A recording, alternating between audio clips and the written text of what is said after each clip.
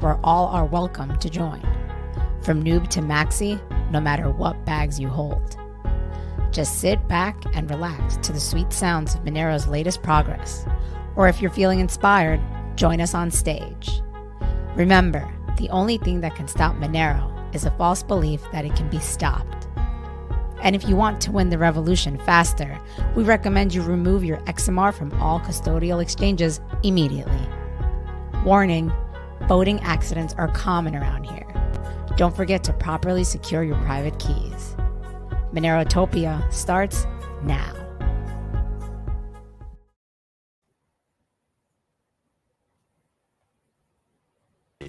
Alrighty, I was on mute there. Good morning. Good morning.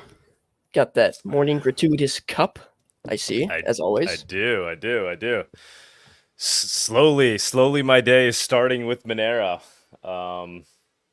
Yeah, man, I'm trying to get there. I now have my cheese source purchased with Monero. That's awesome. On XMR Bazaar. Really good, by the way. That's imported from where? This is from Holland. Wow. Yeah, and I was like, let me try it out, but it's actually really good cheese. I mean, obviously they're known for their cheese, but yeah, it's like something I could eat every day. There's multiple versions.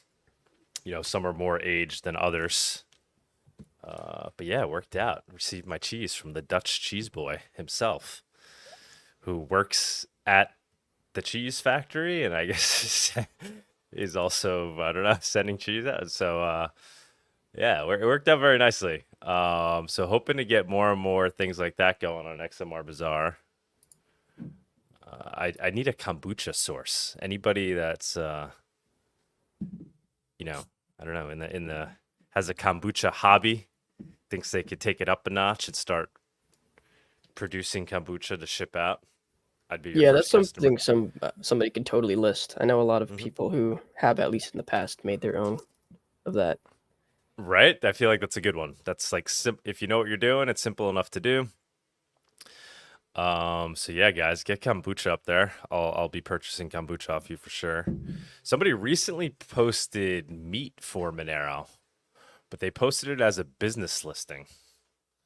So not as like an actual, for sale listing. So waiting for them to let me share my screen real quick.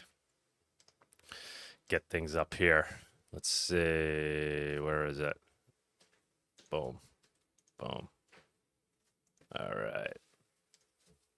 Yeah, this looked very enticing. I would certainly be a customer of beef for Monero. They're selling ground beef, jerky sticks, $150 order minimum.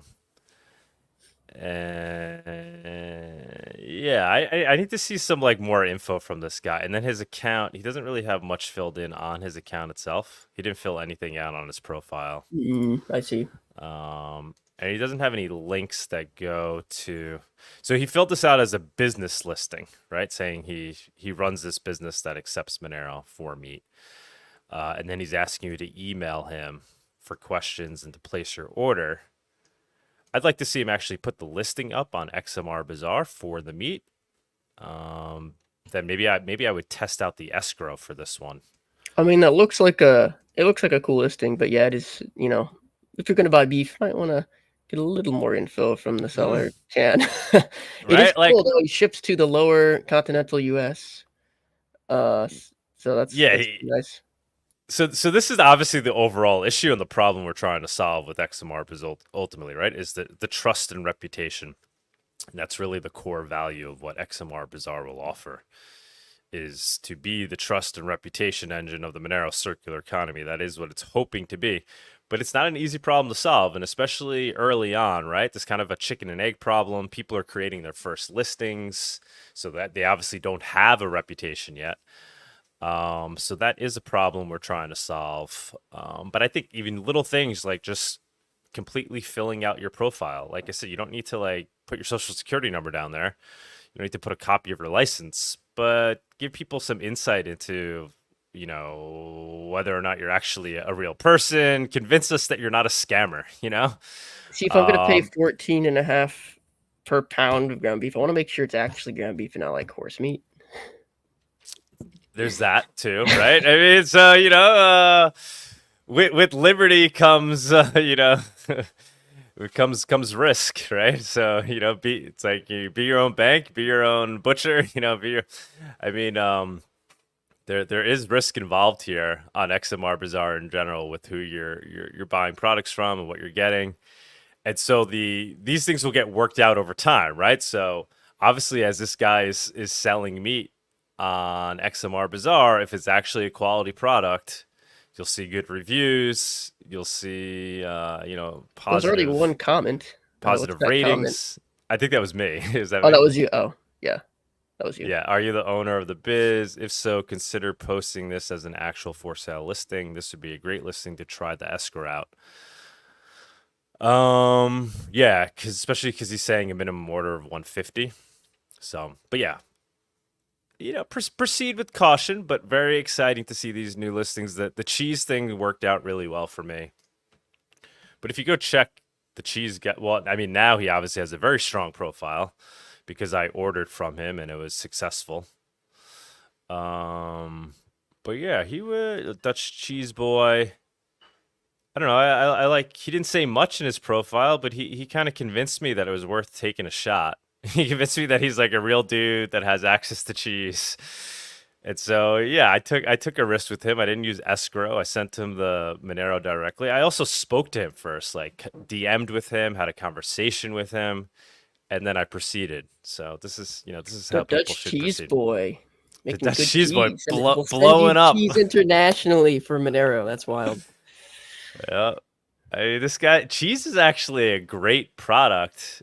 You can vacuum pack it. You know, I'm looking to buy all sorts of good cheeses from all around the world. I need a Parmesan. I need a direct from Italy Parmesan source. I need an olive oil source. Years ago, we were talking to somebody that was going to try to add olive oil to gratuitous. Yeah, we need that guy at XMR Bazaar or anybody else that wants to fulfill that role. Olive oil. I want olive oil, you know, direct from Greece, extra virgin olive oil. List it. That's a great, you know, that's a great product. Everybody, you know, well, not everybody, but a lot of people use olive oil on a daily basis. They use it to cook with. If you're not using olive oil, I recommend you do. Obviously, you can use things like ghee and butter as well, but you should definitely have olive oil in the mix of things you use.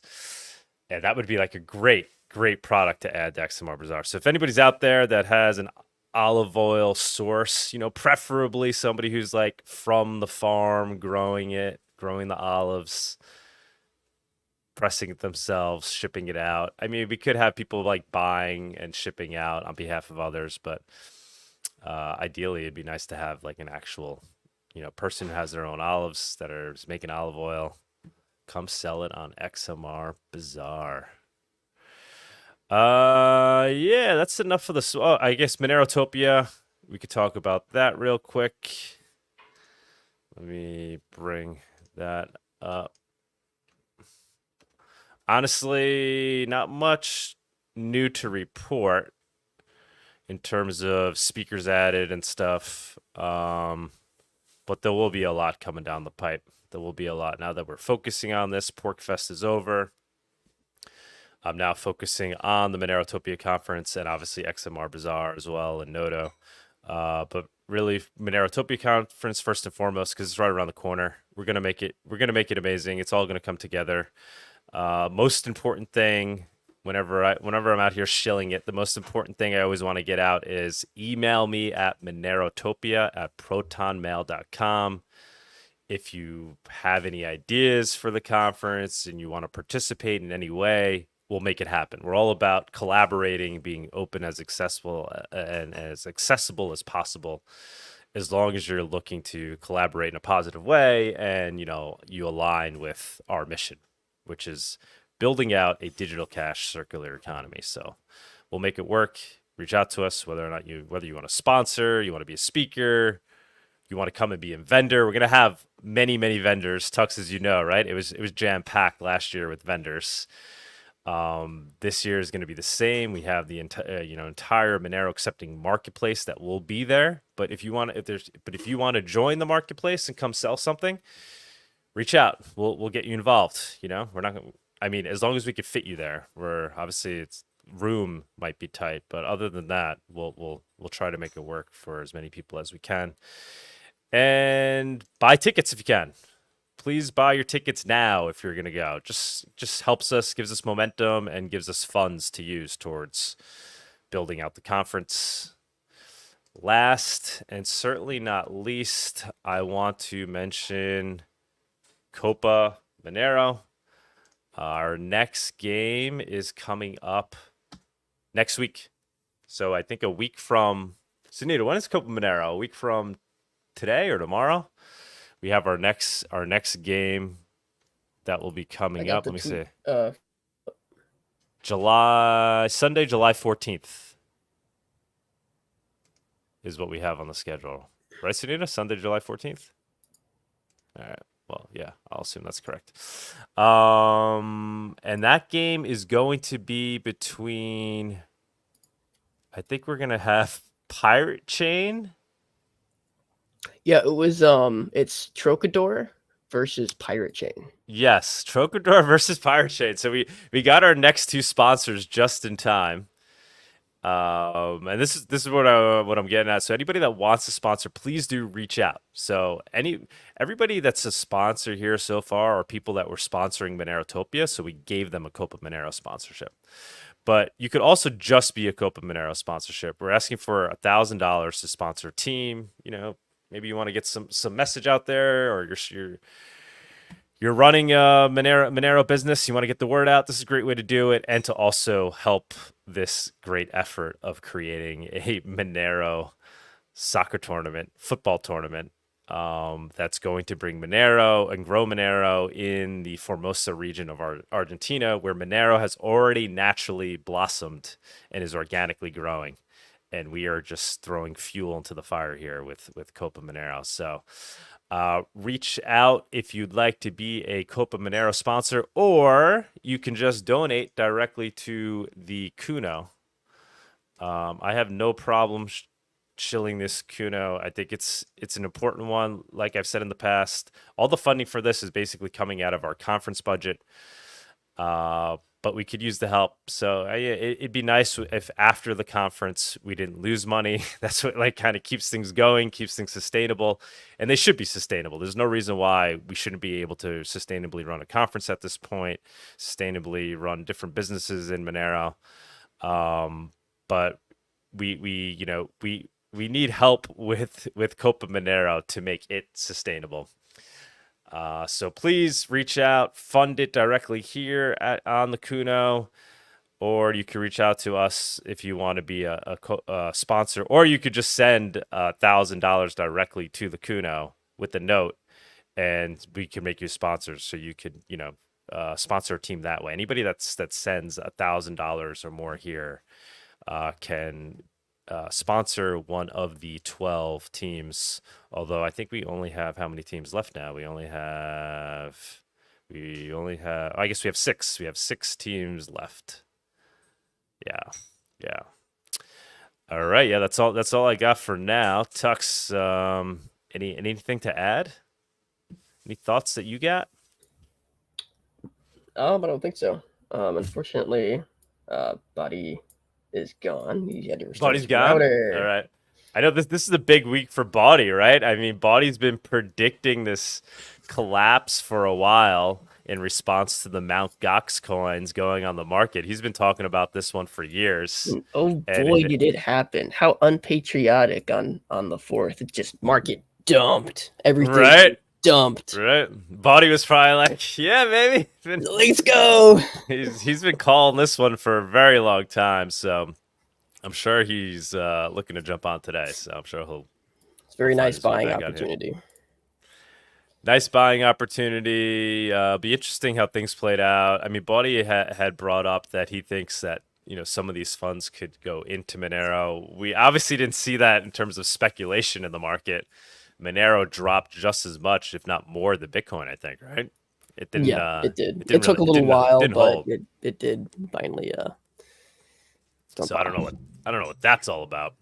But as things start to creep up, maybe Monero creeps up a little faster than Bitcoin. We shall see. Is he back up? No, not yet. Okay. It's having some audio issues.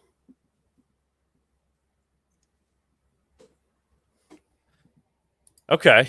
What else we got, man? What else? What's on your mind in terms of crypto? I'm definitely excited for Monerotopia this year. It's gonna be quite a blast. Especially you mentioned vendors. There was a lot of vendors last year. This year, especially if they take Monero, it's gonna be pretty awesome. It's gonna be like a little Monero alley where you can just spend and buy, and kind of like, I guess even more so than MoneroCon, because MoneroCon had, I guess, 1 or 2 people there. Yeah. Which was nice. Yeah. But this will be a lot bigger. I imagine it'll be no. closer to like the Silk Road that you had at Pork People Fest. like exactly. Yeah. You know, we'll have every vendor there excepting Monero this year. Last year we had the Pocket Bazaar there, and that was the intent. But we literally had to like onboard them during the conference, which worked out. Anybody that basically people went up to and talked to, they were able to get them to accept Monero. And some were already ready in advance, but there was a learning curve there, and there was a trust issue. So the young girl that runs Pocket Bazaar she didn't know what Monero was going into this, but by the end of the conference, she was totally on board in terms of what we were doing. And I think I had mentioned this in the past. They were very excited to work with us again this year because they said the marketplace had never made more money than it did that weekend. So people were spending their Monero. The marketplace did very well. And we offered all the vendors the opportunity to sell their Monero if they want to at the end. And it wasn't just me buying Monero. There were a lot of other people that were lining up to try to buy the vendors' Monero. So it works out. The vendors don't get stuck with Monero. And now that they've experienced it last year, they're enthusiastic to actually do it this year. And we now have a much closer relationship with the girl that runs the Pocket Bazaar. So she's on board, and we're not only partnering with her and essentially kind of paying her to help us out with this, but we're also having her help us out with onboarding the other marketplace that's going to be at Monerotopia. So there's going to be actually 2 marketplaces. It's going to be the same one we had from last year, which I think that one takes place on Thursday and Friday. And then we have another marketplace that's going to come in. They're all going to clear out. New ones are going to come in, and those new ones will all be accepting Monero as well, because the Jimena, who works for Pocket Bazaar, is now working with this other marketplace to onboard them in anticipation. So it should be legit. I mean, the only thing I think we need to worry about is infrastructure, which we know was an issue last year in terms of power and internet. So we're going to get a generator, and it seems like a Starlink is the most viable, and reliable option in terms of internet. So we'll have those 2 things running, and we'll have a local node or 2 running as well. So everybody should hopefully be able to use Monero quite smoothly in the marketplace. All right, I think we got Bawdy. I think he just popped up.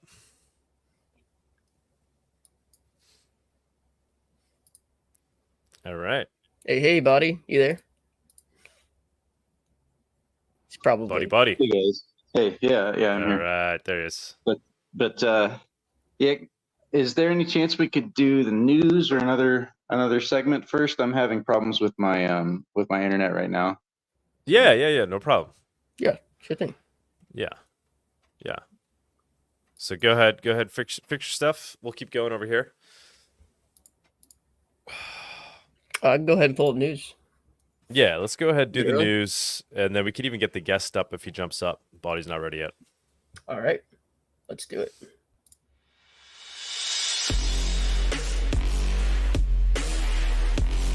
The Monerotopia Weekly News segment is sponsored by WizardSwap.io, a non-custodial cryptocurrency exchange. All right, keep it rolling like that. Right, see. What do we got, man? All right, pulling up my screen here. All right, first news link is from Rotten Wheel. Rest in peace, dear Monero visitor. Made the biggest mistake of my life. 75K gone. I've spent around 10 years in crypto, and last night made the biggest mistake of my life. I was attempting to do some laundry on a sizable amount of BTC I was looking to wash. I created a new Feather wallet for this entails, then began to wash the BTC through an exchange, converting it to XMR. So far, so good. At the end of the day, I had 75K XMR in my Feather wallet before going to sleep. Unfortunately, I found out this morning that I made a grave mistake and backed up what I would later realize was the wrong seed phrase for the end XMR wallet containing all the funds. I usually immediately create a backup for this on my other computer where I keep some wallet data to be extra careful, which I thought I did.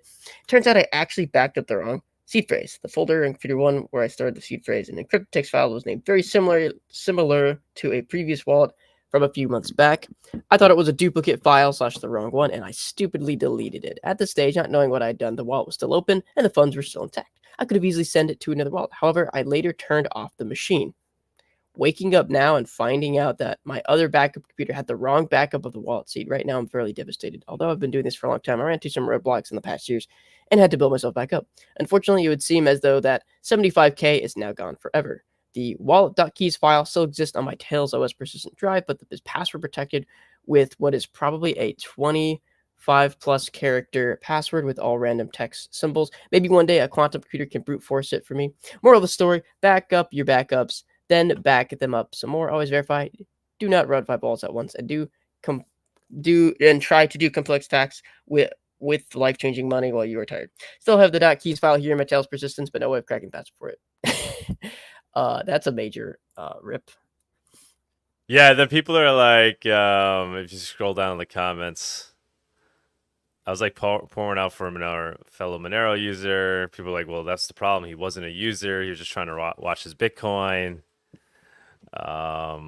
Offering, I don't know, thinks he's a Fed. I don't know what the Fed angle would be. Like what's the influence they're trying to create by making that post, right? They're warning people to not lose their private keys. I mean, if that's yeah, I mean, honestly, like the move for this for me is like as soon as I create a wallet, I copy the seed phrase and I put it in my password manager, my end-to-end encrypted password manager. It sounds like he made, I mean, because he was using Tails, it's kind of harder to immediately do that. But yeah, it's easy to make like that. But people were speculating, like, is this like an actual dude who really lost his Monero, or is this some, like... Yeah, we don't really know. I think it's an actual, right? Because it seems pretty detailed. Like, yeah, he's just telling his story here. And he lost his Monero. It does seem pretty detailed. It's like, I mean, it sounds exactly like something that could very well happen if you're like tired and not really paying attention enough. So my only theory for it being like a fake story is if he's trying to create an alibi for his lost Monero, right? You know, he exchanged Bitcoin for Monero on an exchange and then pulled it off. And look, now it doesn't exist anymore. You see, look, I even made this post in 2024 on Reddit explaining how I lost my Monero. I don't have it anymore. So it could be an alibi for a boating accident. That would be my only a theory other than it actually being a real post. So yeah, lesson learned. Number 1, shouldn't be washing your Bitcoin into Monero. Just use Monero. And number 2, write down your keys, guys. Write down your keys. Just do it. What else we got? All right, next up, we've got a tweet from Gray Rabbit Finance. I truly believe that Bitcoin is a liquidity trap that the West created to prevent the flow of capital into precious metals markets. When you talk about the ability to debase people through inflation, their savings, and their 401k, a liquidity trap is the precursor to total control through a CBDC. The West knows that a rival BRICS system backed by gold/commodities will eventually present itself. This trap prolongs their fiat system while citizens of the West will think that they have gotten out of the system with BTC, only to be left holding fool's gold. the perfect storm for accepting a CBDC after they rug stocks, bonds, and Bitcoin. Your average person will be left with absolutely nothing to show for it. Yeah, I don't know. Yeah, it's pretty good theory, right? I mean, with how many of these large institutions hold like so much Bitcoin and governments, like we see, Mhm. like just recently with the Mount Gox coins being released, and then Mhm. the German government, which was releasing Bitcoin, selling Bitcoin off, that was enough to like cause a major move in the market, a downward move. Mhm.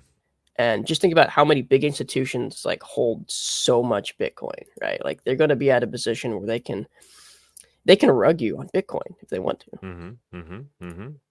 Like your almighty Bitcoin can like, I mean, just what happened on the 4th, it's bloodbath. It was kind of a bloodbath.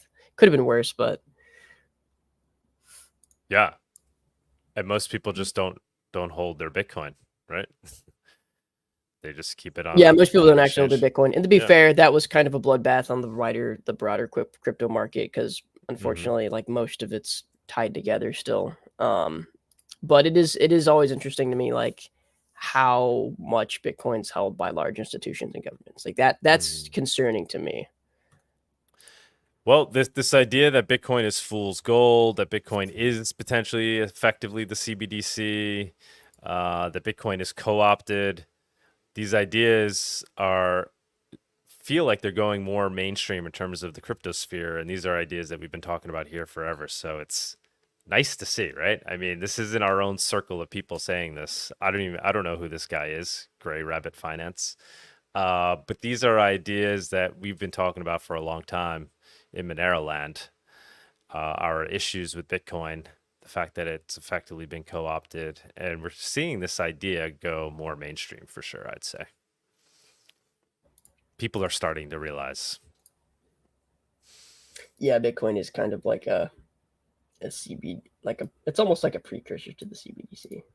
Right. But you're Just seeing a lot of people out there talking out against it, right? More than I've ever seen. I mean, yeah, for sure. yeah. All right, next up, we've got a tweet There's from big news. Lola Leitz. Good morning. Today is a good day. The U.S. government has agreed to release TDev on bail, according to a letter filed on July 3rd. So this is the first time I've actually heard that TDev is actually in the United States. No, I don't Or think is he he is. still in, or was he still in Spain? I thought he was still in Spain. On behalf of the U.S. government, then, I'm Yeah, guessing, based on I that sentence. think. But I don't know. TDev's defense makes incredibly smart arguments, stating that the U.S. government's prosecution is as aggressive as it is expansive, akin to charging Apple for cybercrimes committed with MacBooks. And like such a charge, it impermissibly uses criminal law to effect policy change. He is facing charges he can, should, and will contest at trial.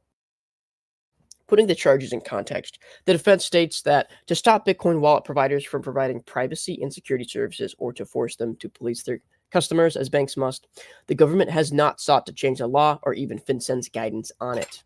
The letter states that the U.S. government has prosecuted individuals operating a service they had every reason to believe was legal and stretched to decorate the charges with decontextualized quotes that attempt to sketch out their agreement to criminal transactions the government does not allege they knew about in advance or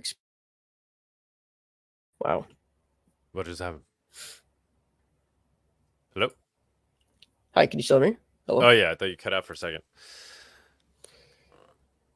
All right. Well, that's, that's good news. Yeah, that That's is good news for sure.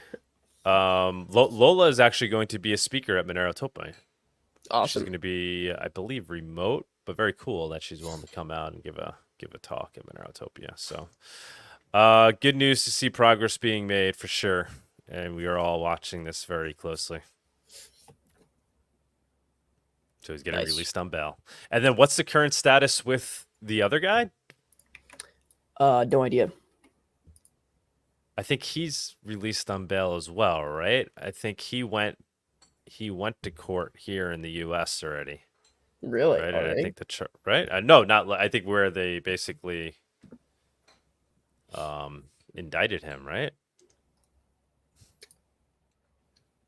I couldn't I tell don't you. know. I don't want to. Yeah. Yeah. This is putting him as- the biggest thing I've heard about this so far. to be honest, because it seemed like it was there wasn't a lot of information coming out from that situation for quite a long time. Yeah, no, I'm pretty sure he already went into court in Pennsylvania.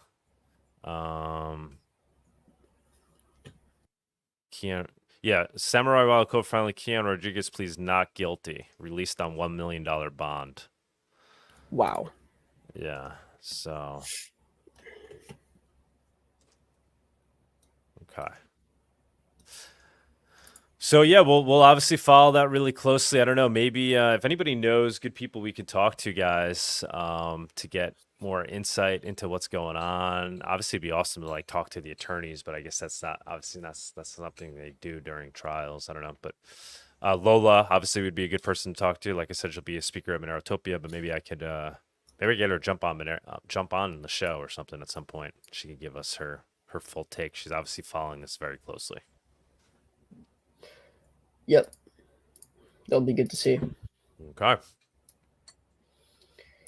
All right, next, got a tweet from Meisk, and I saw this earlier this week. There's some concerns about the Signal app for desktop, where basically it's storing the encryption key in a place that is not really protected, and you're able to kind of copy the entire data folder of your Signal desktop installation and move to another system without having to link that to your phone, right? So that's the dangerous part, is that if you had some kind of malware on your PC, they could copy your Signal data over to themselves, to a VM, and basically use your Signal account without having to link a new device manually.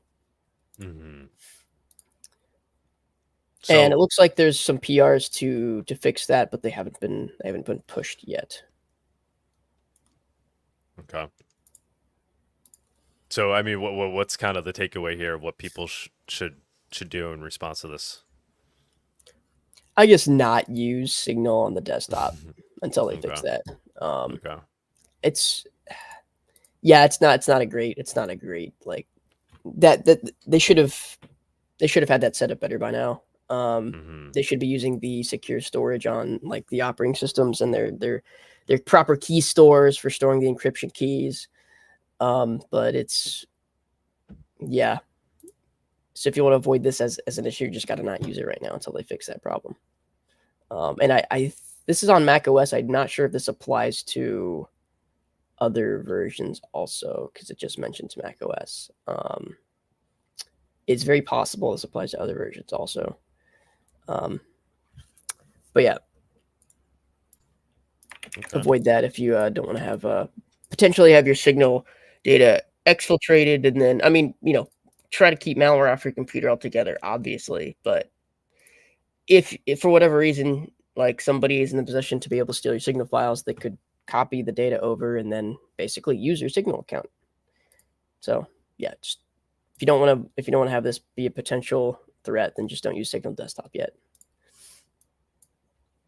All right, so the big news of the week. After a 10-year wait, Mt. Gox is finally being returned. Former customers of bankrupt exchange Mt. Gox are preparing to be united with their lost Bitcoin, and it's a $9 billion windfall. In late February 2014, Daniel was at a computer trading Bitcoin, Tokyo-based crypto exchange Mt. Gox. Suddenly, the website flashed white and became unresponsive. In a panic, Daniel turned to answers for the internet from forum Bitcoin Talk, where speculation had already begun. Mt. Gox was in trouble. Going through the history of Mt. Gox, which I'm sure most of us here know. Yeah. So actually, probably a lot of people here don't know. Okay, do you want me to read? I'll read the first. No, you don't have to go too crazy. I'll just read this. Okay. Daniel, who lives in Europe, was a university student at the time. After making a bit of money trading Bitcoin on Mt. Gox, he had posted almost all of his wealth to the exchange. When Mt. Gox fell offline, Daniel says he went into full crisis mode. He needed that money to fund the remainder of his time at school. People finding out about the dangers of a custodial exchange all the way back then. On February 28th of that year, Mt. Gox filed for bankruptcy. Hundreds of thousands of Bitcoin back then, worth around 400 million, now 45 billion, have been stolen in an elaborate heist, the company said. It had practically no remaining funds with which to process withdrawals. Mount Gox had happened when I was first becoming a Bitcoin maxi. And so as it happened, I was celebrating it. I was like, "Oh my god, look at the price; it's going down!" Like I never thought I'd have a chance to buy cheap Bitcoin. And Bitcoin at that time, like I mean that Thank you, market, it Mount went Gox, for the cheap from a high of coin. 13. Yeah, it went from like 1300 was the high in like 2014 or whatever, and then with Mount Gox, it crashed to like under $200, crashed to like 150 at some point. Wow. Yeah, There you go, guys. Doug's secretly we're a Bitcoin celebrating. maxi, and he's secretly a Bitcoin billionaire. Confirmed. I didn't have a lot of money at the time, and you know, it was all. I have no Bitcoin really. I moved to Monero. He's got no crypto at all. It's all which gone. I moved to Monero. Obviously, lost a bunch of that Monero in a boating accident along the way. There's been losses, but obviously the price of Monero versus Bitcoin has taken a major hit over the years. So, but overall, would not, you know, no turning back, and definitely don't regret my decisions. Yeah, the theories I've had have only seemingly have come closer to being fulfilled as we've gone through the years. So we shall see what happens next. But yeah, I was there. I was there for Mount Gox. These people must be, you know, these people must be really happy that they're getting their coin back. Obviously, they're getting a lot less Bitcoin than what they lost, but it's worth a lot more in dollars than it was then, right? So somebody might be getting, you know, what are they saying? They're getting like a fifth or a tenth of what they lost, I think, each. They're getting some percentage, right? So a guy who had 10 Bitcoin is only getting 1, but he's still, in dollar value, he's getting a lot more than what he would have gotten at that time, right? It is unfortunate they still have been majorly robbed from their initial holdings, but yeah, their Bitcoin got fucking fleeced. Hey, guys, don't use centralized exchanges, guys. And fun fact, so Mt. Gox actually stands for Magic the Gathering Online Exchange. It was created by people who played Magic the Gathering online. It's a funny name, but most people don't know that. Yeah, I mean, I'm lucky I didn't start using Mt. Gox. Jesus, that would have really sucked. The few Bitcoin I would have had would have been gone. All right. Florida man is asking, how many at PorcFest accepted BTC? Not a lot. Not a lot, seriously. I mean, I guess they would accept it, but nobody was using it. Nobody was really using Bitcoin, as far as I could see. So it was like Monero and BCH, some Dash from years back. There was a big Dash following at PorcFest, so that still like lingers there. Like crypto never dies, right? So but really Monero has edged that, taken over, I'd say, and BCH, Monero and BCH, I would say, are the most used cryptos at PorcFest. BCH's interesting. Yeah. People don't want to pay. I'd say Monero has it beat. Because just why? Well, you know, what's the advantage of using BCH? There really is none. It's just the people that have it. I mean, over Bitcoin, it's still over Bitcoin, yeah, for sure. But otherwise, yeah, no, I'd just stick with Monero. All right, next up, a tweet from Crypto Tweety. Remy St. Felix, leader of a crypto robbing gang that terrorized wealthy victims, has been convicted. The 24-year-old, I think we read about this last week, the 24-year-old Florida man led a crew that stole hundreds of millions in crypto by force and tried to launder the stolen funds through Monero. This case right here is proof that you don't need to witch hunt Monero users when you can just go after the criminals directly. Yeah, we posted this last week. I just thought Chill made a good point, right? Like using old-fashioned police work to catch criminals. That's how they solve this, right? So this baloney that we all have to be KYC'd up the ass and whatnot, and it shows you there are other ways. Yep. Next up, Tweet from Monero. Monero.Town is being DDoSed by a Tor exit nodes for 26 hours already. And this is funny because this started happening at the same time Cake started getting some of our endpoints DDoSed by Tor exit nodes. The amount of traffic actually is pretty small. It's actually not that big of a DDoS, but we didn't really have any protection on a few of our endpoints, so they were just being targeted. So yeah, I haven't been following this closely at all. So this just happened over the past week? Yeah, this week. Okay. And so who's getting DDoS? Cake? You get Trocador too? Trocador was, I think they're fine now, but they definitely have been a lot recently. I'm not sure if it's the same people. I feel like Trocador's may have been like a larger DDoS attack. And now were nodes getting DDoS too somehow? Like, because nodes were down, right? No. Oh, okay. Because I know like XMR Bazaar, we were going off of like using a remote node. We were using like Set's node or something, and that went down. Really? Okay, because I have noticed some and I weird thought a Cake node intermittent went down issues with the nodes like not fully like, I guess, responding to the client. Although every time I've tried to look myself, it looks fine.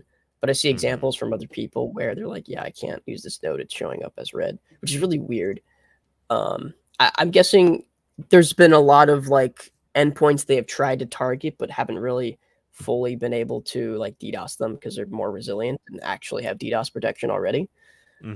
So the only ones they've been able to take down are the ones that, well, just didn't have like basically anything, which is kind of normal.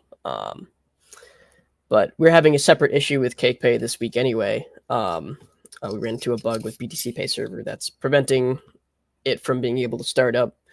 So we're just waiting on a fix for that. But it's kind of ironic they tried DDoSing at the same time. It doesn't really mean anything right now because CakePay is already going to be down for a little while. It's kind of random. Don't know the motive yet. Obviously don't know who's behind it. It's a bunch of Tor exit nodes. And we, as far as I can see, we haven't gotten any extortion email yet. But this DDoS attack is so like minor that there's nothing they could possibly ask for. Like it's probably just like, it's probably just some kind of script kiddie thing. And yeah, Monero transaction count is low. That hasn't been getting spammed at all. No, Monero as a network's not being spammed. They're just trying to DDoS some websites of people in the Monero community, like Monero.Town. So yes, interesting. Okay. Yep. All right. Well, XMR Bazaar has been fine in terms of being up. I don't think Monerotopia went down at all. So okay. All right. And I think I think we just got one more here. What do you got? So this cool resource created by Hard & Steel, it's just a GitHub repository called Help for XMR that has Monero contributors list. Would you like to contribute to Monero but don't know where to start? This list onboards to new contributors, which is kind of cool. So you got a bunch of various places to go for information on Monero, how to start like learning about it and the code base, and all the various components and all the wallets that exist. Nice little resource because Monero's nice. Who put that up there? Someone named Hard & Steel. Hard & Steel. Okay. On GitHub, and I think this guy has another. He's got another repository with other. So he's made like a one-stop resource for somebody who's just getting into Monero, trying to start contributing to the code. Yeah, exactly. And I'm trying to find. See if I can find it.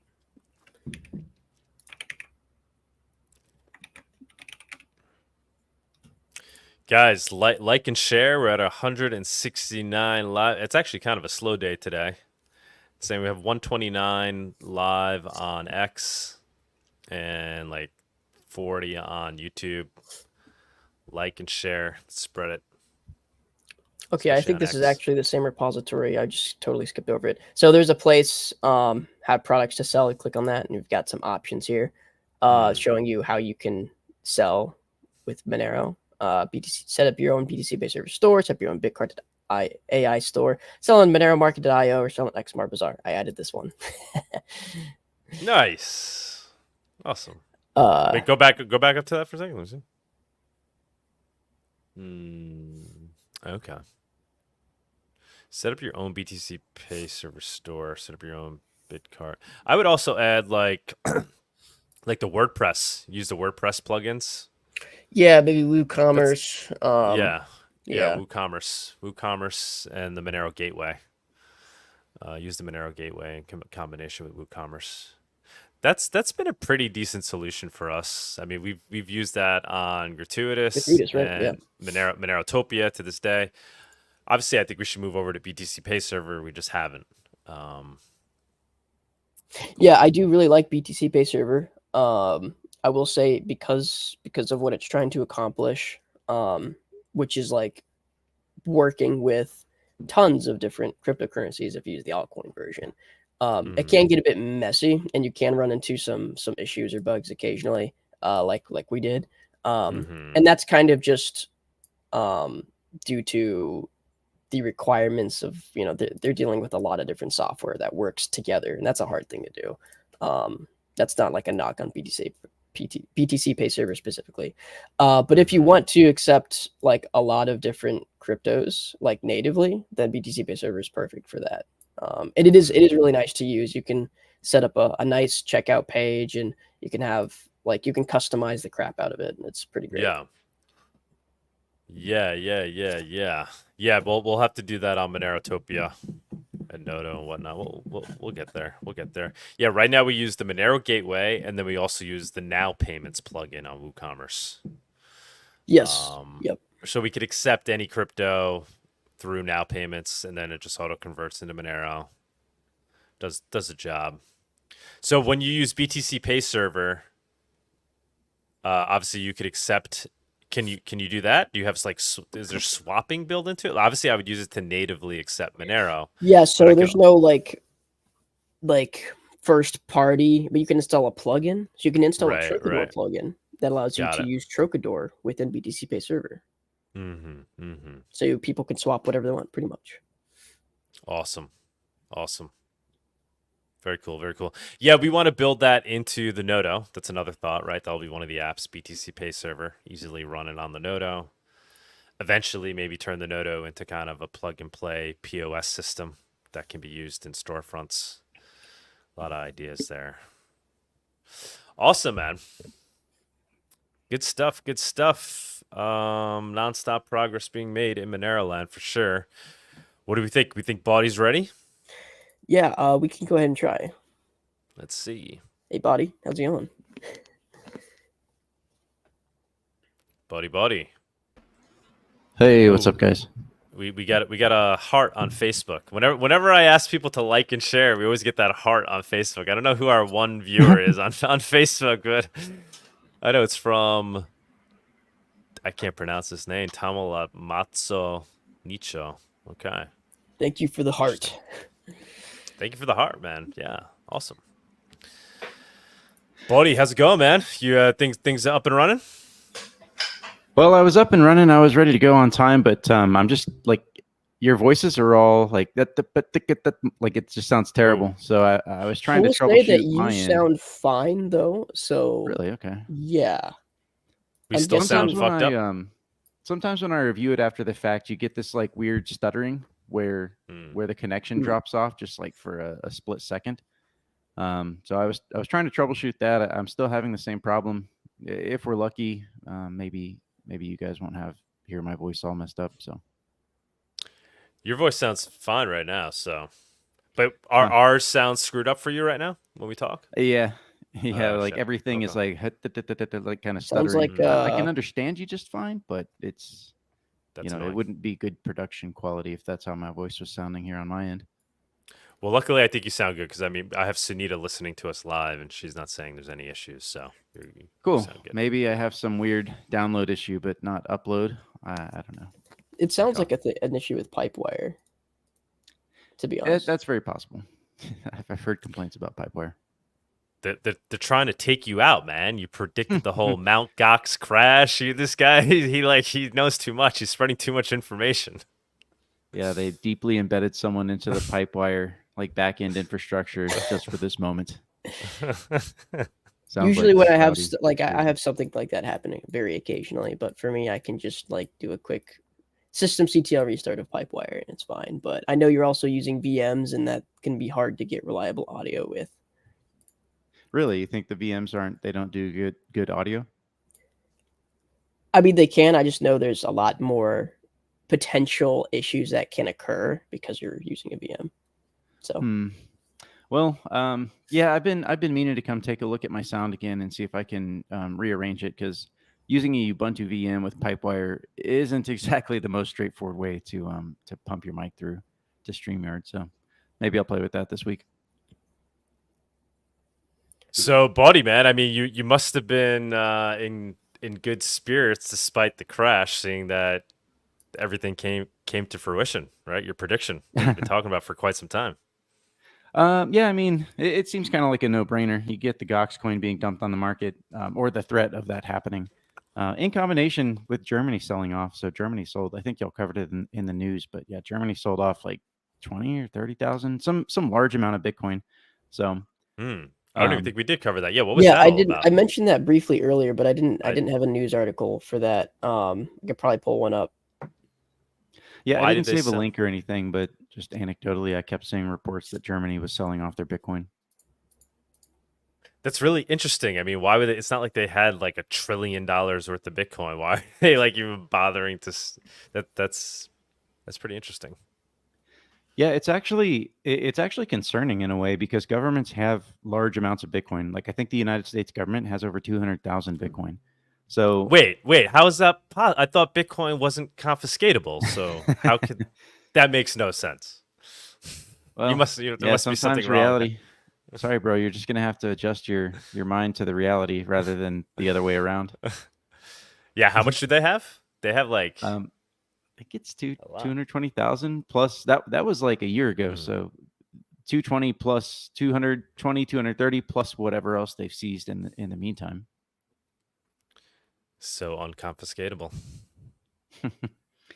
It is a problem, and if Monero was Bitcoin size, it would also probably be a problem. It would probably be less of a problem because it would be harder to find people. They'd have to actually use real police work and rather than parallel construction and unlawful spying methods. But it would still be a problem, and like I tend to think this could be a persistent problem for Bitcoin's price future. I don't want to make any like hardcore predictions that it caps the price or anything silly like that, but it does seem to me like if you got governments that are, just Germany apparently was holding tens of thousands of Bitcoin and now they're selling. The United States government has, 200,000 plus. What do the other governments have? When do they sell? And how negative is that on the price? It's kind of like this weird, like infinite ability to print when you have the infinite ability to confiscate. You could just keep dumping the price over and over again on coins that you got for free. So yeah, and that's in combination with all the other coins that haven't been confiscated yet, but are sitting on exchanges that could be confiscated in one email, right? Or whatever it takes, right? Like the government can very easily take control of those coins too in some extreme case, right? Where all they have to do is work in cahoots with the exchange. Yeah, but then if they don't have an exchange to sell it on, what are they going to do? They'll just use Coinbase, I guess. Yeah, thanks, Brian. Yeah. It's been bought and sold. He never added Monero. He had the chance to, and in 2014, showed his cards. He's just so compliant. It's worked out very well for him, I guess. Yeah, actually, it has. They're the go-to for the big finance TradFi bros with their ETFs and everything. Yep. And they got they got listed on the stock market. April 14th, 2021. Coinbase was listed on the NASDAQ. What a suspicious date. Nothing suspicious about that. For anyone that doesn't remember, that was the literal top. That was like the day of the top was the day they listed. Crazy. All right. Well, do we want to run the segment? Yeah, Yeah, please let's do. it.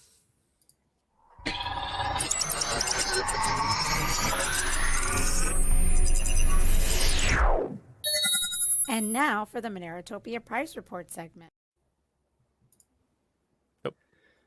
All right. Hope everyone's doing great this lovely Saturday morning. I should be screen sharing. I don't know if you can. There we go. Yeah, so we're looking here at Monero, and just to be cheeky and fun, this is kind of resembles the McDonald's topping pattern. But I don't think we have too much to worry about. Man, there was a crazy wick that happened last night. Just the price just dumped for no reason. The price just was it last night or let's go down to a little bit shorter time frame. Oh, it was early. It was Thursday night. Sorry. Yeah, Thursday night. Price just dumped for no reason. That's what this big wick is. Let's see. We dropped 21% in a matter of like a few hours. I don't know what was happening here. Maybe some D&M vendor was cashing out. Maybe some government was covertly selling their Monero. Who knows? Price crashed. It rebounded almost immediately. At the moment, we're only down. Let's just call it 6%. So we could also take this. We could look at this relative to Bitcoin to just get a better idea. If we look at this relative to Bitcoin, that we just have a wick down, but like price is still going up relative to Bitcoin. So yeah, who knows what happened there? I haven't really investigated it. I made a little tweet where I predicted we were at like 135, and I said, hey, I think maybe 120. I was thinking maybe we'd get down to the bottom of these lines.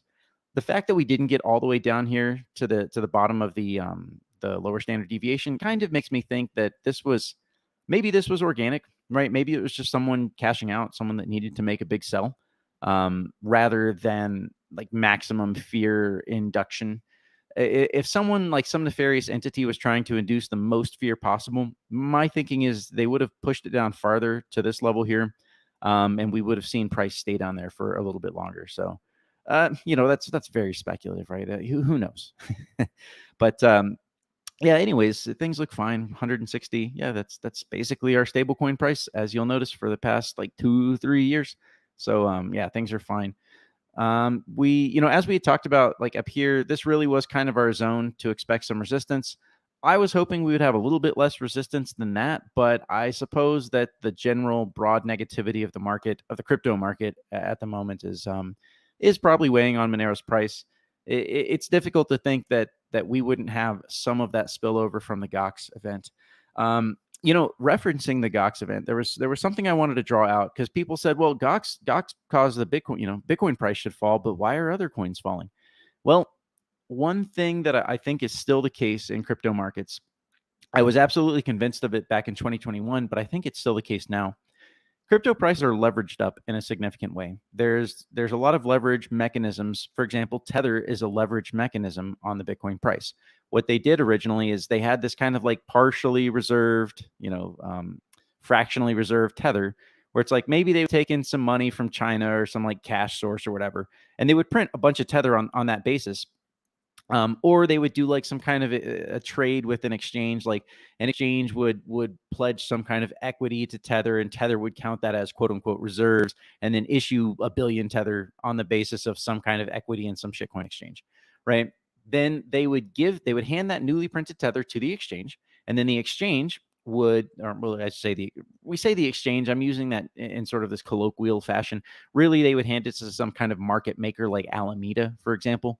Alameda being the Sam Bankman hedge fund that was operating on his own exchange, which was FTX. So effectively, they would hand some market maker, some liquidity provider, 1 billion Tether, and then they would use that Tether to buy up the market, right? So then the market would go up, Bitcoin would go up, whatever, some like basket of shitcoins would go up. And then they would use that to justify printing more Tether. They'd say, "Oh, well, look, these coins are worth more now. The exchange has more profits. That's a justification for printing more Tether." So they print more Tether, hand that to the market maker, pump the market, which would be used to justify to print more Tether. This was a leverage mechanism that was used in 2021. My guess is that there's still a significant amount of that going on. Maybe it's not as like crazy as it was back then. The point of all that is to say that you can think of the entire crypto market, all crypto prices, as sort of being bonded together due to this liquidity, due to this leverage. It's almost like a cross margin across the entire crypto market. Everything is effectively, like in a manner of speaking, cross margined. So when real fiat exits the system, right, when real fiat currency is leaving the exchanges, that's going to have an effect on all crypto prices, because again, they're all bonded together in this kind of like cross margin voodoo magic methodology that they've constructed over many years now. So I would like to think that it's not as bad as it was back in 2021. There is definitely more fiat that has come into the crypto markets via the ETF and just via becoming more accepted, etc. Nevertheless, there probably is real outflows on the basis of the GOX sphere, and I guess it's probably primarily, and obviously the German government. So that's why you see large drops in the entire crypto market at the same time. I know that's a bit of a mouthful. I hope that makes sense to everybody. So at the moment, Monero's just basically doing its thing, kind of chopping sideways here. We had some resistance. I would have to imagine that once this GOX sphere passes, right, once the main problems are gone and people have had the opportunity to sell, we should hopefully begin our next move to the upside. I really am still looking at this area up here.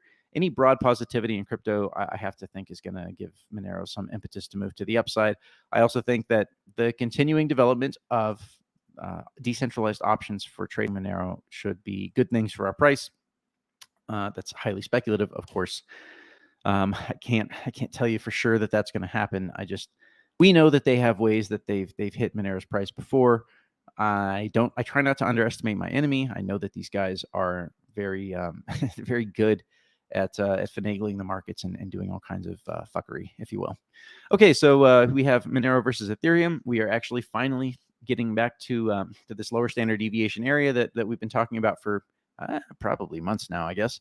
So yeah, this thing should get back up here. I still think, the Ethereum ETF is coming. Once it's live, that should that might actually coincide. It's looking right now that might coincide with the Monero Ethereum price sort of bumping up against this area, and that should act as a kind of resistance. Where Ethereum will have round two to try and trash their relative, try and trash Monero's price relative to how well they're doing. So I guess good for those guys or whatever. Bitcoin versus Monero. Yeah, we're actually getting into these very, very, very long-term standard deviation lines you can see here. And it's looking pretty good, actually. I think there's a decent chance that Monero might actually end up getting back. Might actually end up getting back kind of in this area and then just like stabilizing. I think there's a decent chance of that. Again, highly speculative, guys. I don't really have like my crystal ball is in the shop right now, so I can't tell you for sure what's going to happen with the Monero price. But I can tell you what's been happening with the Monero hash rate. So if you guys remember, we had this story back at the end of May, early June, where some big botnet was taken down. So it was interesting because the hash rate went up and then there was like this like stark drop off, but hash rate seems to have basically rebounded. So that's kind of cool. In the long-term view of what Monero hash rate is doing, we're basically, we're kind of like at the top, somewhere in the top-ish. Let's go to a little bit longer time frame. Here we go. So from the beginning of RandomX, this is what our hash rate has looked like. You can see we had the sort of long bear market things drawing down, but it looks like things want to move back to the top side here now. So I guess we'll have to see. Hopefully we do need more hash rate, guys. Like this is true. It would be better if we had more hash rate. Let's go ahead and take a look at the transactions per day. So yeah, the transactions per day haven't really been doing a whole lot of anything interesting. Effectively sitting here around 25,000. This is better than what we were doing, right? So for basically the bear market, we were below 20,000, kind of oscillating up into that range. Then for 2023, we effectively oscillated around the 20,000 transaction area, had the attack or the spam or whatever. And now we're basically in the $25,000 transactions per day range. So I guess that's good. That's slower than we would hope for, but it's improvement, right? So not going to complain about improvement.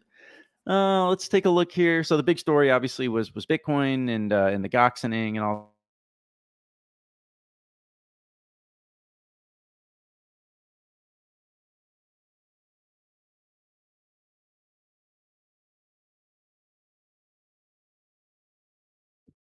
Did we lose Bawdy here?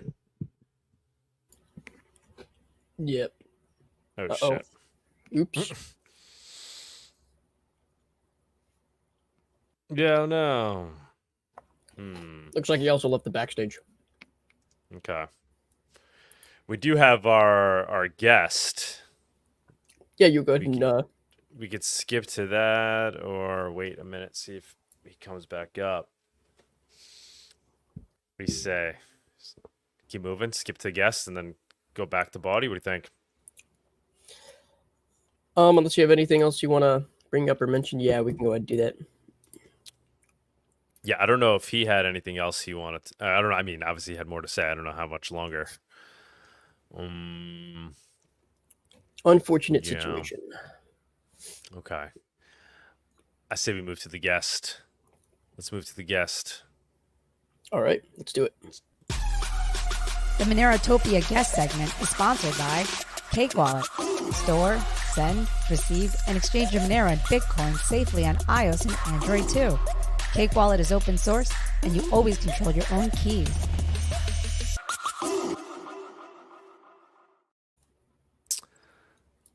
Alrighty.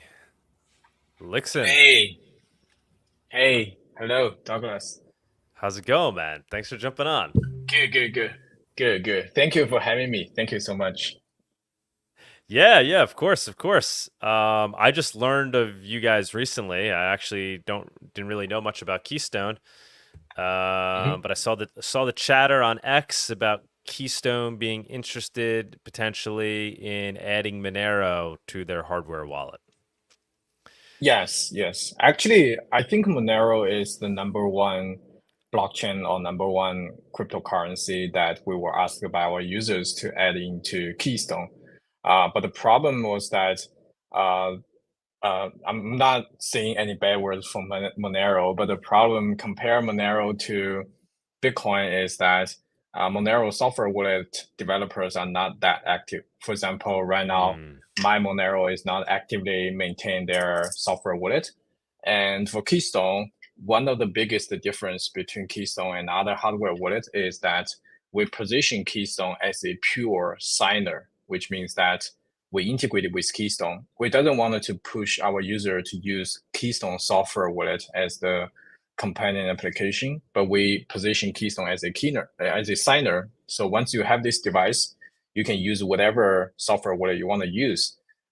So this is the difference of Keystone. So this means that we have to integrate Keystone with one of those Monero software wallet to support Monero. But actually, we've been pitching Monero wallet for over 2.5 years.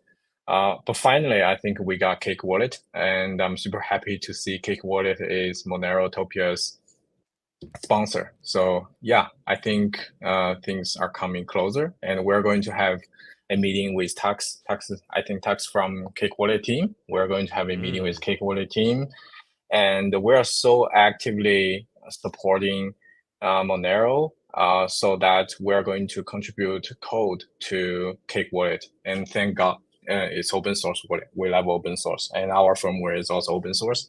So we will contribute code to Cake Wallet to get Keystone integrated for Monero. And if the feedback from the users are really good, maybe we'll also add Bitcoin and I think also other like Litecoin support for Cake Wallet. Yeah, that's our plan. Oh, amazing. Okay, so through with the integration with the Cake Wallet software, you'll be able to effectively create a Monero hardware wallet on Keystone. Yes. And also I know that Monero's recovery phrase is a little bit different from like normal recovery phrase, which is BIP 39 recovery phrase. You guys have the 25-word recovery phrase, and also you have policy, if I remember correctly, which is 16 words. And Ledger doesn't natively support those recovery phrase. And we will fix all those problems to give the best experience to the Monero community. So let's back up for a second. So obviously very excited that potentially we have another or a true Monero hardware wallet coming online, right? Because right now, I think the only solution for hardware wallets for Monero is Ledger. Is that correct? Tux, right? Or Lixin, if you know, like, is that Ledger really and Trezor. And so how do those implementations differ or compare to what we might see with Keystone? And from the standpoint of the end user, is why Keystone? Okay. Why not using Ledger or Trezor to store your Monero? I think if you compare, let's compare Keystone with Ledger, because I think Ledger is more widely used right now. I think the first difference from feature-wise, the first difference, just like I mentioned, we will natively support Monero recovery phrase, including policy. I think this is a huge difference compared to Ledger, which we stick to the standard of Monero community. And also from the device-wise, you can see, I'm not sure if you can see the device. This is our device. And from form factor wise, the biggest difference of this device, and also I have a ledger. From form factor wise, you can see the size of the device are totally different. The Keystone hardware wallet comes with a 4-inch touchscreen. Because we do this because we believe that user experience is part of the security. If we build something that's hard to use, people may abandon this hardware wallet and go back to pure software wallet to have some compromise on the security side. And also, it's possible that some people made human mistake when they're using hardware wallet if it's hard to use. So we see user experience is part of the security. That's why we have this 4-inch touchscreen, so that the UX is as close as possible to your mobile phone. So this is one of the biggest difference. And also the second big difference is that you can, I'm not sure, you can see on the back of the device, we have a camera. Camera means that we use QR code. We use QR code as the data transmission between software wallet and hardware wallet. If you have ever used the Ledger before, maybe not only Cake Wallet, but also other software wallet. If you use Ledger Nano X to do the Bluetooth connection to your software wallet, usually it's unsteady and the UX is very bad. But for our device, we use QR code. By the way, the QR code is fully open source, so you can verify what is getting to your hardware wallet and what is getting out of your hardware wallet. Transparency brings trust. So we do this with QR code, which is more transparent and also fully air-gapped user experience. You know everything getting into your hardware wallet and getting out of your hardware wallet. And also on the back of the device, another UX improvement is that we have a fingerprinting sensor. So you can authenticate your transaction with your fingerprint. So a lot of this kind of improvement compared to Ledger. By the way, for Keystone, we also support 3 recovery phrase in one device. So it means that you can import 3 recovery phrase, and you can access those different recovery phrase with different PIN code. This means that you can hold a policy of Monero in this hardware wallet. At the same time, you can also have a BIP39 recovery phrase for your Bitcoin. So that's the things. So we did a lot of these kind of improvements, not only for the security side, but also for the UX side. So these are some of the key differences compared to Keystone and Ledger. Right. So if there's like a spectrum, you have the traditional hardware wallets, and then you have people using their they're running an app like Cake Wallet on their smartphone. You guys are kind of inching over towards that side of the spectrum, in that you want to be usable in addition to just being a reliable way to store your crypto. So do you envision people kind of using these devices on a daily basis then, instead of as an additional device to their smartphone, or using these just for large transaction, like they store their wealth on there and then make some large transactions every now and then and move it to your smartphone wallet where you then use it on a daily basis? How do you envision it being used? I think that really depends. Just like our fiat world, in the fiat world, you have several accounts, right? You have your credit card account, you have your bank account. For example, you have some electronic payment like Wise, or you have your PayPal account, and all those accounts, they serve different kind of purposes, right? You go to a meal, you use your credit card, you shopping online, you use like other payment gateways. So those different payment methods or different accounts serve different purposes. From our perspective, so Keystone, we serve the purposes that they want to long-term store some of their cryptocurrency or some larger amount of cryptocurrency, or they want to use Keystone even higher than that. They want to use Keystone as part of the multi-sig. That's the things, or that's the scenario that we're envisioning for the users how to use Keystone hardware wallet. Yeah. Somebody had asked me a question. You know, is Keystone truly open source? I know you said it was, but then I guess there was some drama in the past, or people talking about. I'm not technical enough to understand this, but I'm sure you'll know what I'm referring to. Binary blobs. That the last version of Keystone used binary blobs. Welcome to the Monero community, my friend. You will be asked the tough questions. So if you could get into that a little bit. Yeah, if you could explain that one a little bit, and maybe Tux can knows what you're talking about here. Go ahead.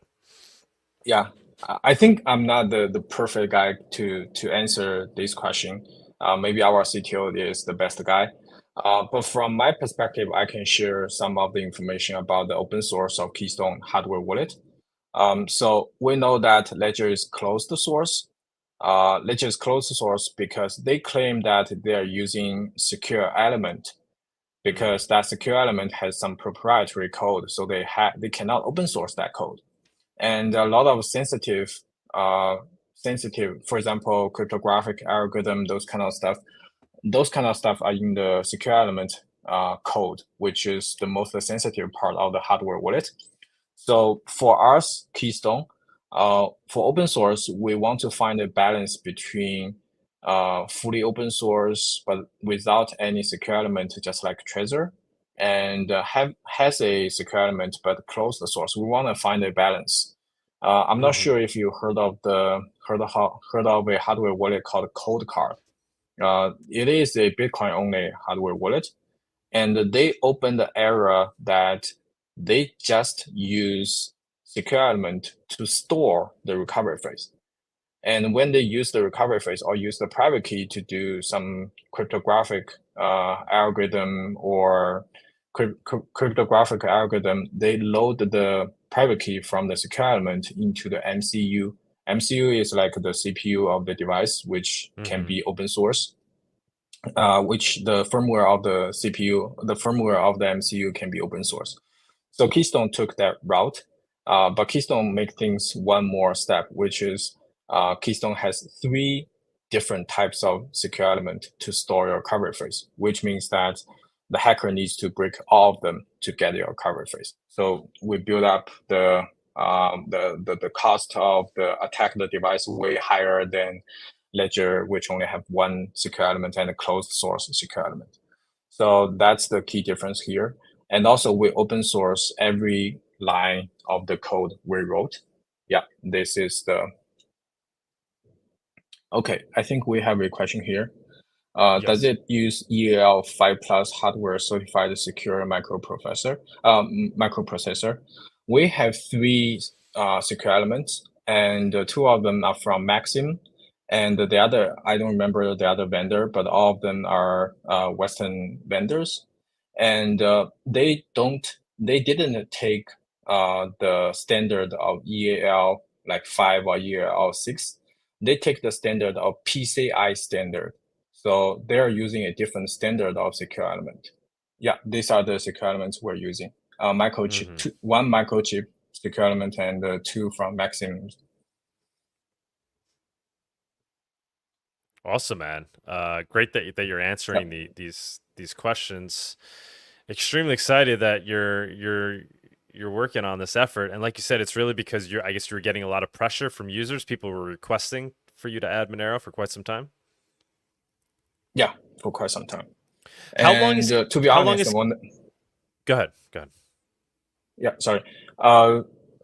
And also one thing I want to mention that Monero is one of the most difficult blockchain to develop on the cryptographic side because you have ring signature and other stuff that we need to develop.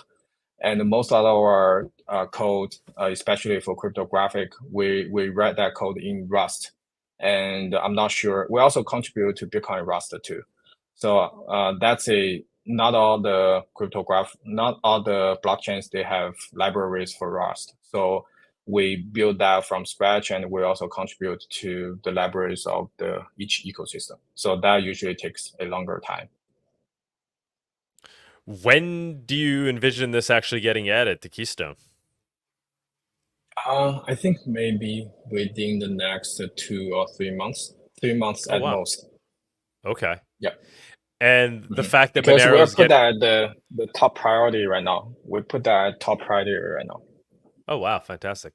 And the fact that Monero's getting a major upgrade within like the next year and a half, with going to full chain membership proofs and deprecating ring signatures and whatnot. I guess there'd be a path forward for easily evolving from there. Yeah, for us, if we support one blockchain, it usually means that we support that thoroughly. So we follow the hard forks. For example, recently we are following the hard fork of Cardano to fully support new features brought by those hard forks. Yeah, if we do Monero, it means that once Monero got new upgrades, and by the way, another big difference compared Keystone to Ledger is that Ledger usually follow those hard forks or those upgrades through their third-party developers, but we develop those stuff in-house.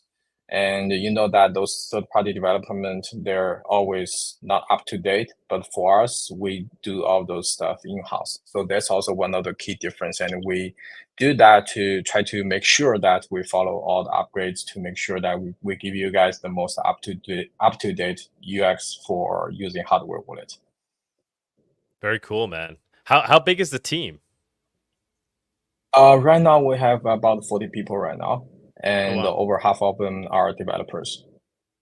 Amazing. And when did you guys start? Like I said, I don't really know much about Keystone. How long has Keystone been around? That's a long story. So actually, we're not a new company. We started at the end of 2017 and early 2018. And right now, this device is also not our first generation. This is our third generation. And we've been around for 6 years. So we developed almost like 2 years for one generation. The very first 2 years, we developed the first generation. Because we're in China and we are incubated by one of the biggest miners here in China. So for the very first generation, we will build that device for the miners here in China. And that's also where we come up with the idea that using QR code, because I interviewed a lot of miners here in China, those huge miners. They have thousands of tens of thousands or even hundreds of thousands of Bitcoin. And then one of the key questions I asked them was that when you're using hardware wallet, what's the most anxious time of using hardware wallet? They told me that when they type their recovery phrase into the hardware wallet, they're super anxious. And the second most anxious time was that they plug in their hardware wallet into their laptop. So they don't know what's going on with the USB and also Ledger's closed source. That's why we have the idea of using QR code, open source QR code, open QR code protocol, and also open source the firmware. And also for those miners, because they work in the most isolated places in China for the cheapest electricity, they also ask us to build a product like waterproof, drop resistant, this kind of thing. So for the very first generation, we didn't produce too much devices, but we set up the tone of the company and the tone of the team is that we only build for the hardcore people. That's the first generation, and the first generation was too expensive for for other people, we were selling around $400 for each device for the first generation. So for the second generation, we wanted to serve a wider amount of people. And me and our CTO, we were very into Bitcoin. You can call us Bitcoin maximalists at that time. So for the second generation, we built that under $200. And then we were selling that device mostly to the Bitcoiners in the United States and in Europe. That's the second generation. And also for that generation, we integrated with almost all the software wallet in the Bitcoin community. And also we brought QR signing, air-gapped QR signing into Bitcoin community. And by the way, our CTO, Aaron, he's one of the co-authors of BIP 129, which is the Bitcoin improvement proposal for Bitcoin multisig. And for Keystone at that time, we did multisig very well because for Ledger and even for Trezor at that time, you cannot clearly see what you are signing for a multisig transaction because multisig transaction is more complicated than a transaction for a single private key, which means that you need actual work to display the information about the multisig on your hardware wallet. And the Keystone was the best solution at that time, together with Code Card. So that's how we got into Bitcoin community.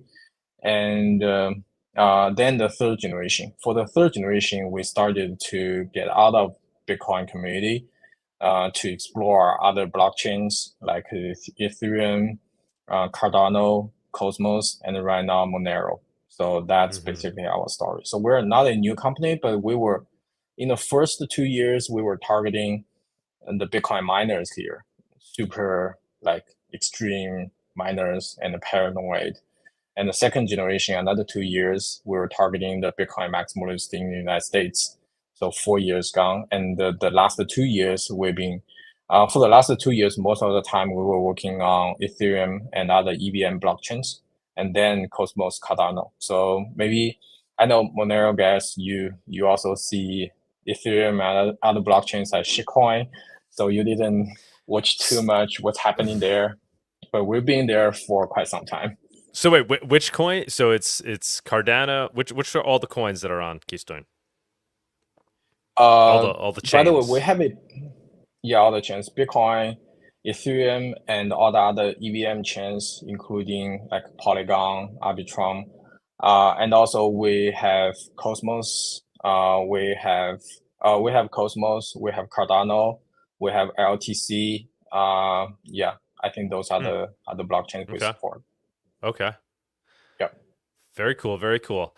Do you have any insight into Monero in China? Monero in China. Yeah, So, like you say you have people reaching out to you to buy these devices. I mean, I assume so. Most of your sales are in the U.S. You're not really catering to the 60% in the US and 30% in Europe.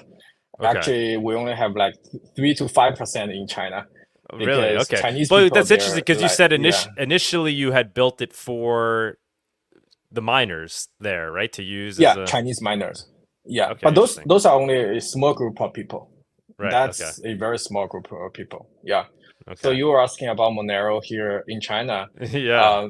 To be honest, yeah, there are very, very few people here in China. They're talking about Monero and spreading the technology and the most like recent news about Monero, because in China the politics is kind of against anything related to hardcore privacy tools. Yeah. That's the No, that's why I'm asking. It's Yeah, but the thing is, one of our investors, who's also the CEO of the #1 auditing company, code auditing company for cryptocurrency here in China, and he's a huge fan of Monero, and he's like always pushing me support Monero on Keystone. okay.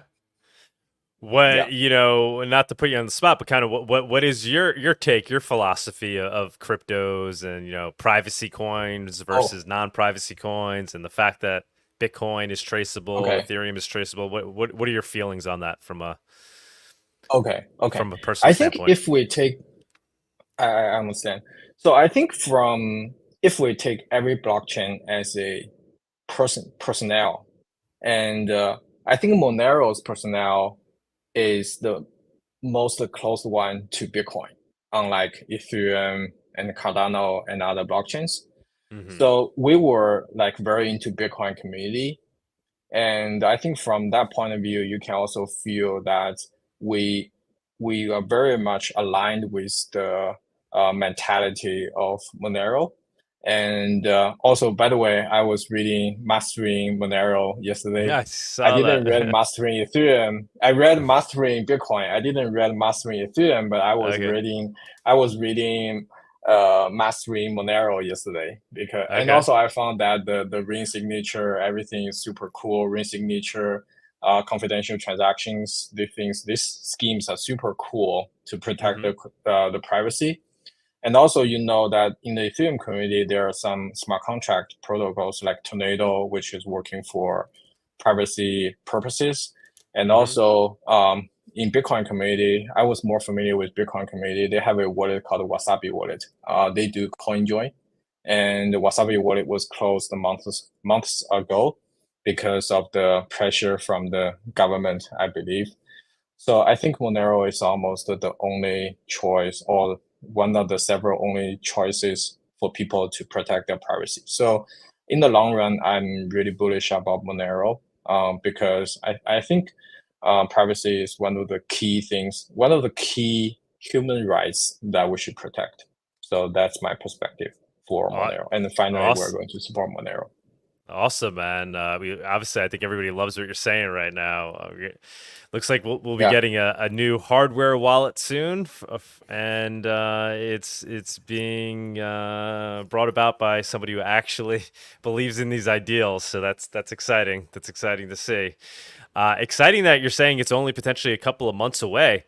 Would love to get you somehow get you guys down to Monerotopia, you or somebody on behalf of Keystone. Would love to have you guys at the conference in November in Mexico City. It's also would be a great way for you to interface with the community. A lot of the devs will be there. It would be amazing to have you. It might be something you want to do.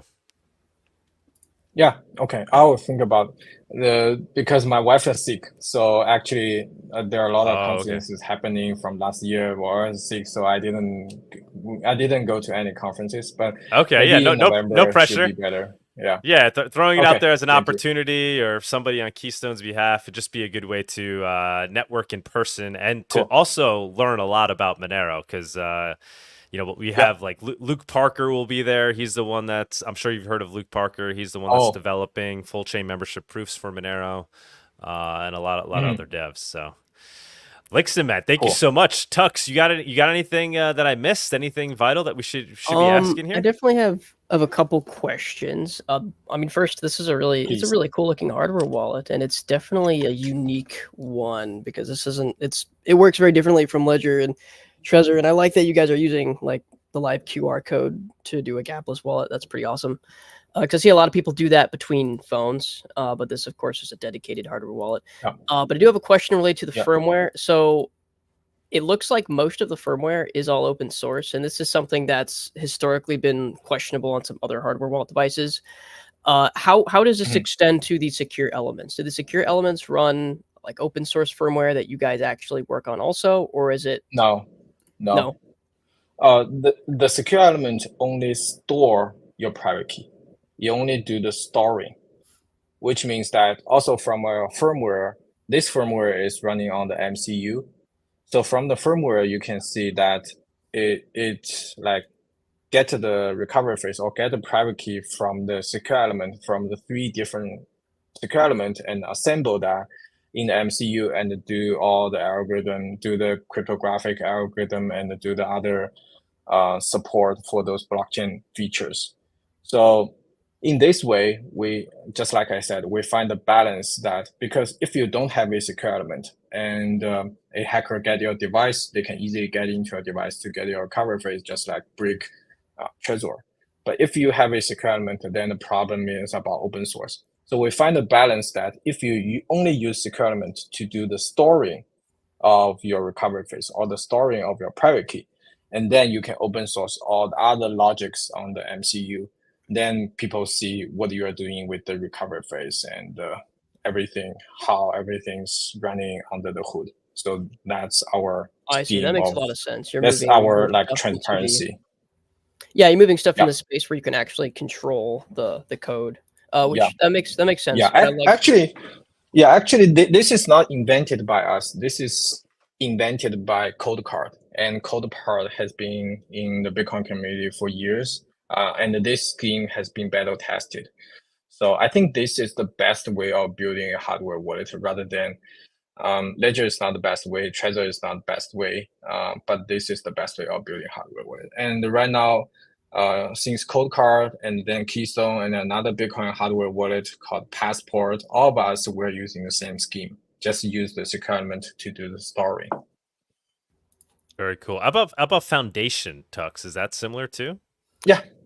Passport Okay. is from Foundation. Passport is the name Passport of is their product. Foundation yes. is the company Okay. or the team. Yeah. And they Got it, do got they it, do got the gapless live QR code style also. Yeah, actually, we did the QR code the first one, and then they use the same QR code protocol, and then Passport is compatible with all the others. So we're the very first one in the So you guys in started the a Bitcoin standard. community to do the QR. Yeah, we started a standard together with another team called Blockchain Commons. Blockchain Commons was running by an old guy called Christopher Allen, who's one of the earliest cryptographic heroes in the community. He's in his 60s or 70s. He has a nonprofit team called Blockchain Commons. You can search that on GitHub. And we set up the QR code standard together with them. Oh, very cool. That is awesome. Thank you. And I guess one last question I had, I was just looking at the product page here. And this is related to the person who's asking about the EAL 5+ certification. This one mentions that it's PCI, and I'm not familiar with the compliance requirements of the PCI security levels compared to EAL. So, and it doesn't say which level. These are different. Yeah, this is like different schemes of just here evaluation assurance level. These are different schemes. So I think the suggestion is that you can dive into, because we disclose the type of the secure element. So we didn't want to use this kind of names of different standards like EAL or PCI to confuse people. But I think the best way is dive into those secure elements, because we disclose the types of those secure elements. That's the best way to investigate if those secure elements are legit or it's not qualified. I see. But yeah, it is interesting that you guys use 3 secure elements. That's definitely a unique thing. Yep. Yeah, it looks like a pretty awesome product overall. I'm excited to see Monero be supported on it, and I'm excited to work with you guys on integrating it with Cake Wallet. Thank you. Thank you so much. Thank you, Tux.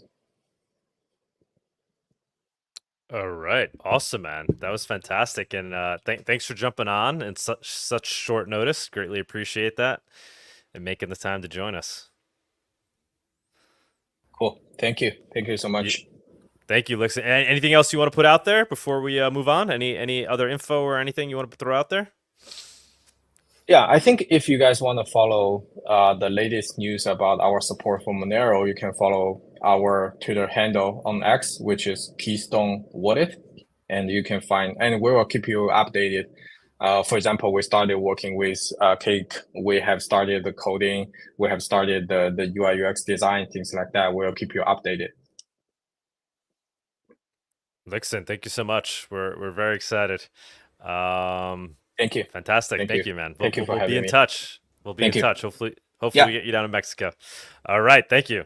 Okay. And we will bye-bye. We will move on. Let's I guess let's try to get Bawdy back up here. That was fantastic. That was great. Yeah, and I didn't know you guys are already working behind the scenes to team up with them. That's fantastic. You guys has that been the discussion that's been happening for a while, or that just kind of happened over the last like week or so? Because I saw just over on last Twitter. week. But we'll Fantastic. start to delve into that a little more within the next week or so, because we currently have a lot on our plate. But yeah. I mean, if by time Monerotopia rolls around, like I'm seeing people walking around with these things, and you know they got Monero on them, that'd be pretty wild. That's awesome, beautiful.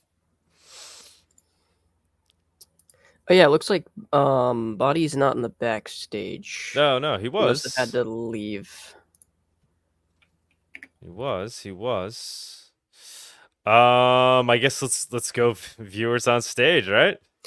I guess so. I got to keep moving on my end because I'm gonna have to run out at some point.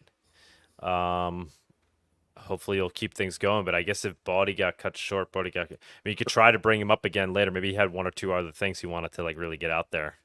So if he does jump back up, yeah, I'm sure that might be the case. But yeah, I guess I'll go ahead and run the viewers segment. Yeah, let's do it. It's the Viewers on Stage segment.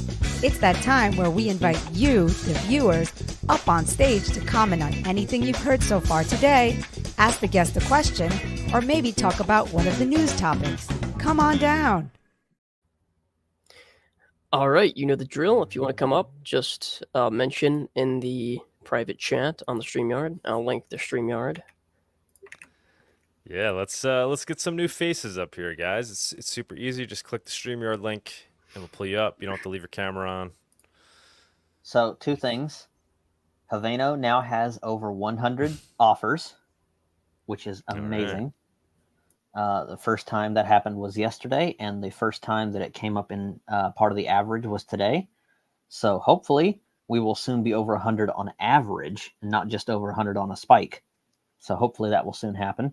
And fantastic. As far as keys on crypto on an exchange, not your keys, not your crypto. A centralized exchange is nothing more than a public restroom.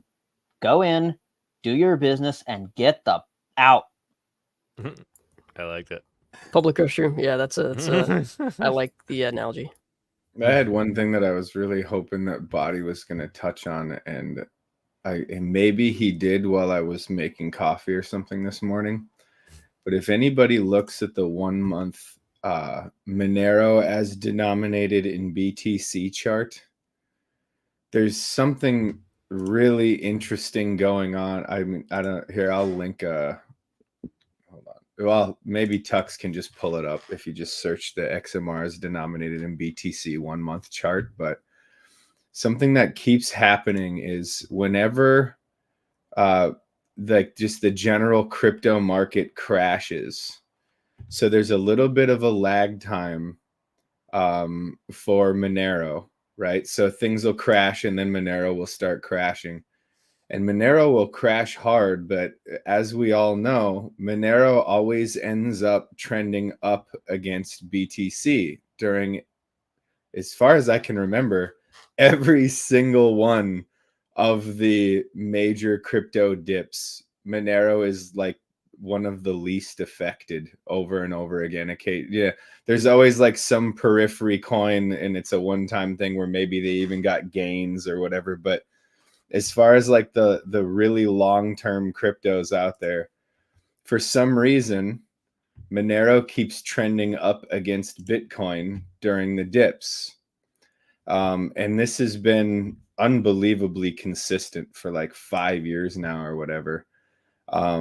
So as of right now, Monero is like 0.0027 BTC or something like that. But if you go all the way down to the dip, it was like 0.0025 and then just immediately rebounds in the same day to getting gains on BTC.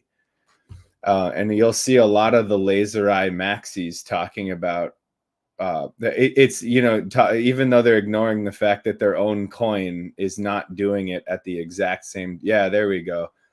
But you see what I'm saying? That the XMR BTC chart just seems to thrive in crypto down markets. And I would point out that that is a very strong indicator that Monero is far more pegged to real assets than Bitcoin could ever hope to be.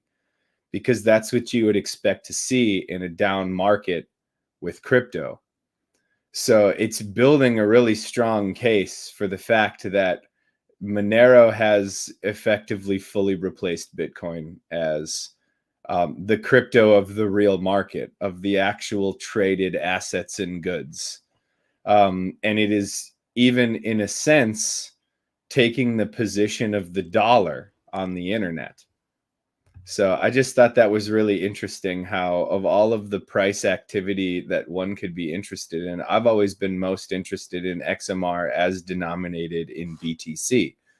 But then on the flip side, if you see like a bubble market with cryptos, you would hope that Monero wouldn't chase that trend, because if your goal is private digital cash, you don't want Monero to chase bubble economy activities, because that's going to change your volatility index. So Monero's volatility against the dollar is still very high, but Monero's volatility against other cryptos, I mean, it should basically be the new Tether, because Tether is highly vulnerable to all kinds of shenanigans, whereas Monero is not. Must be that constant demand for cheese on XMR Bazaar. I mean, it has to be. Dutch Cheese Boy single-handedly holding the XMR BTC price. It is. Yeah, would like to hear Bawdy's take on that. Speaking of stores and XMR Bazaar, I have decided that I want to see general household things be sold for Monero. So I am on XMR Bazaar selling 9x13 baking pans and toasters and coffee makers and bar soap and things to make your own soap. So if you want just household items, please let me know what they are so that I can add them to my store, and maybe we can actually get something going here. And my prices are stable. I am using the 365-day, the 1-year moving average, instead of going up and down with the market itself. The reason for that is because while it may not be the absolute most cheapest thing in the world, while the prices may not be the cheapest, they're going to stay steady. And that's what I think matters most. I wonder, is that a function right now where you can choose the 365-day moving average as your price? No, what I'm doing is I'm cool. manually doing it I'm thinking about doing it manually every 3 months. So April, August, and December or something like that. Just find out what the code is written in and then ask an AI to write it and pass it over to Anarchio or something like that. Because I want to see Monero be stable. Even if that means I have to pay slightly more, I'm willing to make that sacrifice because I want to see stable prices. My question to you would then be stable in reference to what? In reference to dollars? In reference to assets? No, in stable in terms of Monero. So, for example, my soap, the bar of soaps that I'm selling, is Dove soap, and they're 0.071 Monero, 0.071 Monero, and that's where they're going to stay until August, and then that's where that whatever is there is where they will stay until December, and they will not change. I like it. Who is this Rotten Wheel gentleman, or possibly lady? I guess. Oh, we know Rotten Wheel. Get him up here. Is he up here? Yeah, I'm here. I'm not a lady though. What's going on, man? Actually, guys, I'm just gonna be listening for a bit, but continue on. Hey guys, look, I'm Bawdy. Look, let's do a line here. Let's do another line here. Monero is going to see if I just take this line here and drag it out. I can see Monero will very soon, before 2025, be going to $550. See, look at that. It's to infinity and beyond. Oh wait.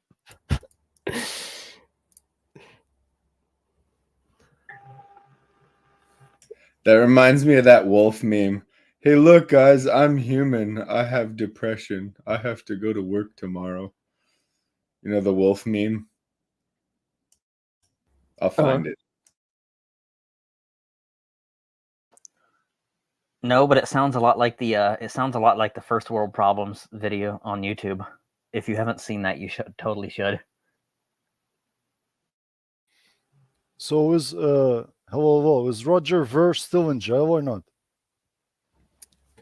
I think I so. think- I think he was waiting to be extradited. Last I heard. Oh no, I think he is out on bail. I think. Yeah, maybe. I have a hard Speaking time of, these. did you hear that William Hill TDev is going on bail? Yes, we covered that in the news briefly. Yeah. Oh, I just arrived now, so I don't know. Yeah, so TDev is out on bail right now. And it sounds like he's got some good people who will be able to defend him in his upcoming court case. And somebody said in the comments, yes, Roger Ver is out on bail. Okay, cool. That's what I thought. I was just listening to a recent Darknet Diaries episode that was posted in the Monero Markets Matrix chat room, and I don't know when it was I don't know when the actual episode itself was posted, but I just heard it this morning, and it was talking about the Tornado Cash and how the Axie Infinity hack has led to the like the biggest free speech case ever.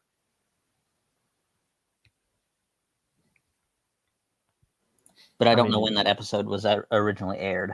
I just saw it today, and I was like, "Oh wow!" Yeah, this whole Tornado Cash thing is clearly like an attack on free speech as a whole. Like you express yourself by writing code, and you get prosecuted for it. Yeah, that's the world we live in, I guess. So my recommendation to developers is consider anonymity, like seriously, because you don't want to get the Tornado Cash treatment, right? It's a sad world we live in to have to do this, but protect yourselves, right? I wonder about like the tinkering aspect of these new hardware wallets. I wonder like how open to being messed with they're actually going to be, and like how easy it's going to be for hackers to, you know, modify the devices according to their own whims. That's definitely a question for Lixin. I imagine so. Like the firmware is open source, the operating system is open source. I imagine you could, you know, like modify the firmware, modify the OS, but I don't know how easy it'll be to get the modified firmware and OS like on the device, because those things are usually like there's a couple different routes you can take. There's a route you can take of it being super open, which I think I prefer personally, and being able to like flash your own stuff, like, you know, similar to how on the Pixels you can flash Graphene OS, but you can also load it loads its own custom secure boot keys, right? So it can still verify the integrity of the OS and stuff. Then there's another route, which is just having it as closed off as possible, so that the idea is that, okay, you can't update it, so nobody could potentially flash like malicious firmware on the device. But I don't appreciate that way, because then if there's like a major bug in the operating system or the firmware, then you're screwed with the device. You have to buy a whole new one. Now, I know the Keystone device, you'll be able to update it, obviously, the firmware and the operating system. I just don't know how easy that is for an end user to do. But considering that it's as open source as it probably could possibly be, I'm sure there's like tinkering that you could potentially do there with the software. So all we need is a RISC-V, a RISC-V secure element. Well, I mean, I guess technically, if you're talking about like Get on it. most open, I don't know if you guys saw, but Framework, they had a blog post recently, it's a couple weeks ago, where they announced a partnership with a company that develops RISC-V boards, and they're making a RISC-V main board for the Framework 13 laptop. I did see that. Which is pretty cool thing, because the current trend is to jump on ARM, right? Because you see like ARM's becoming, and ARM's already mainstream with Apple. It's been like that for a few years now. Windows, like laptops now have ARM, and of course Linux has worked with ARM forever, and so you'll be able to run Linux on these ARM laptops that come with Windows. It's kind of just a new thing for Windows, really, but a lot of laptop manufacturers are jumping on switching to ARM because that's kind of where the direction is going. Although we're still seeing AMD and Intel try to push the AMD 64 architecture, x86 further, and maybe some of that's copium from them. Maybe they just need to like start working on ARM already. But that's the trend. But then Framework went ahead and they're like, you know what? Screw that. We're going to have a RISC-V board for the Framework, which is kind of the ultimate move because RISC-V is a fully open architecture that like ARM's a little more open than x86 is, but there's still royalties. You have to like kind of license out the ability to use the ARM architecture from ARM Holdings. But RISC-V is a fully open standard that anyone can just choose to use and adapt how they like, which is pretty cool. No, there's also reason to believe that RISC-V has the potential to be better than all of the other options as far as just performance. I definitely agree. Especially in time, I've always said that open source may be crap at the beginning, but it's always going to outcompete its proprietary competitors over time. Linux and Windows, Android and iPhone, all these different things like Bitcoin versus the banking system. Open source just outdoes closed source software every time because it's cumulative. I would say over time with enough resources, yeah, I think it tends to. There are a lot of things that currently you can't really replace with open source. So waiting to see sorry, someone say something. Yeah, like if you want open hardware, that's a hard thing to get. Like very hard. Open hardware, laptop, PCs. Good luck finding this. Oh yeah, and like you can go the whole like route with your ThinkPad all you want with like, oh yeah, we're gonna Libre boot, and you can do that, but you're severely limiting yourself in the kind of device you have to use. And then also, if you're choosing to only use open source software, like purely only open source software on the entire stack of the hardware, well, okay, for one, you can't technically do that with an x86 computer. Okay, for one.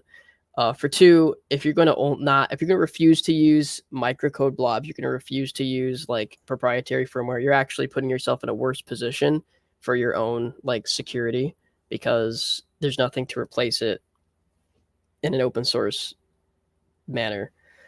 So you're kind of hurting your privacy even more by doing that because you can't have security or you can't have privacy without security in the first place. But it's getting to a point where you can start to do more and more things with open source software, and open source software is starting to become more mainstream in more areas of devices and hardware, which is cool to see. Now that I think what's interesting is like a whole generation of tech enthusiasts who saw the open source model and saw it eventually overcome all of those hurdles that are now, running shit. Right. So there is like a large mob of individuals that value these principles that are taking the reins in a lot of areas that before they weren't allowed to chime in. Right. And I think that if they can do a really good job, we're going to see a lot of the Gen Zers have their conversion too, especially since they've been asked out in every other region of humanity, right? They're starting to see the value of like not allowing for the consolidation of all of this, proprietary garbage and having the freedom to come and go as they please. You can see that in the work life of Gen Z or in the compensation that they're requesting or, not falling for like the work culture. Which, yeah. Now, that RISC-V board, from what I understand with Framework, they specifically say that it's for developers because it's so new and RISC-V is generally a new platform. So me personally, I'm not ready to get a RISC-V computer and put Linux on it and try to use it as my daily driver yet. I want to wait for a little bit until it's a little bit more fleshed out, but that's just me. Yeah, it's not the most usable thing yet, because RISC-V is still very new. And while you can run, like, you can technically run Linux on a RISC-V system, your ability to use software is going to be incredibly limited because there's very little software that's actually built for RISC-V.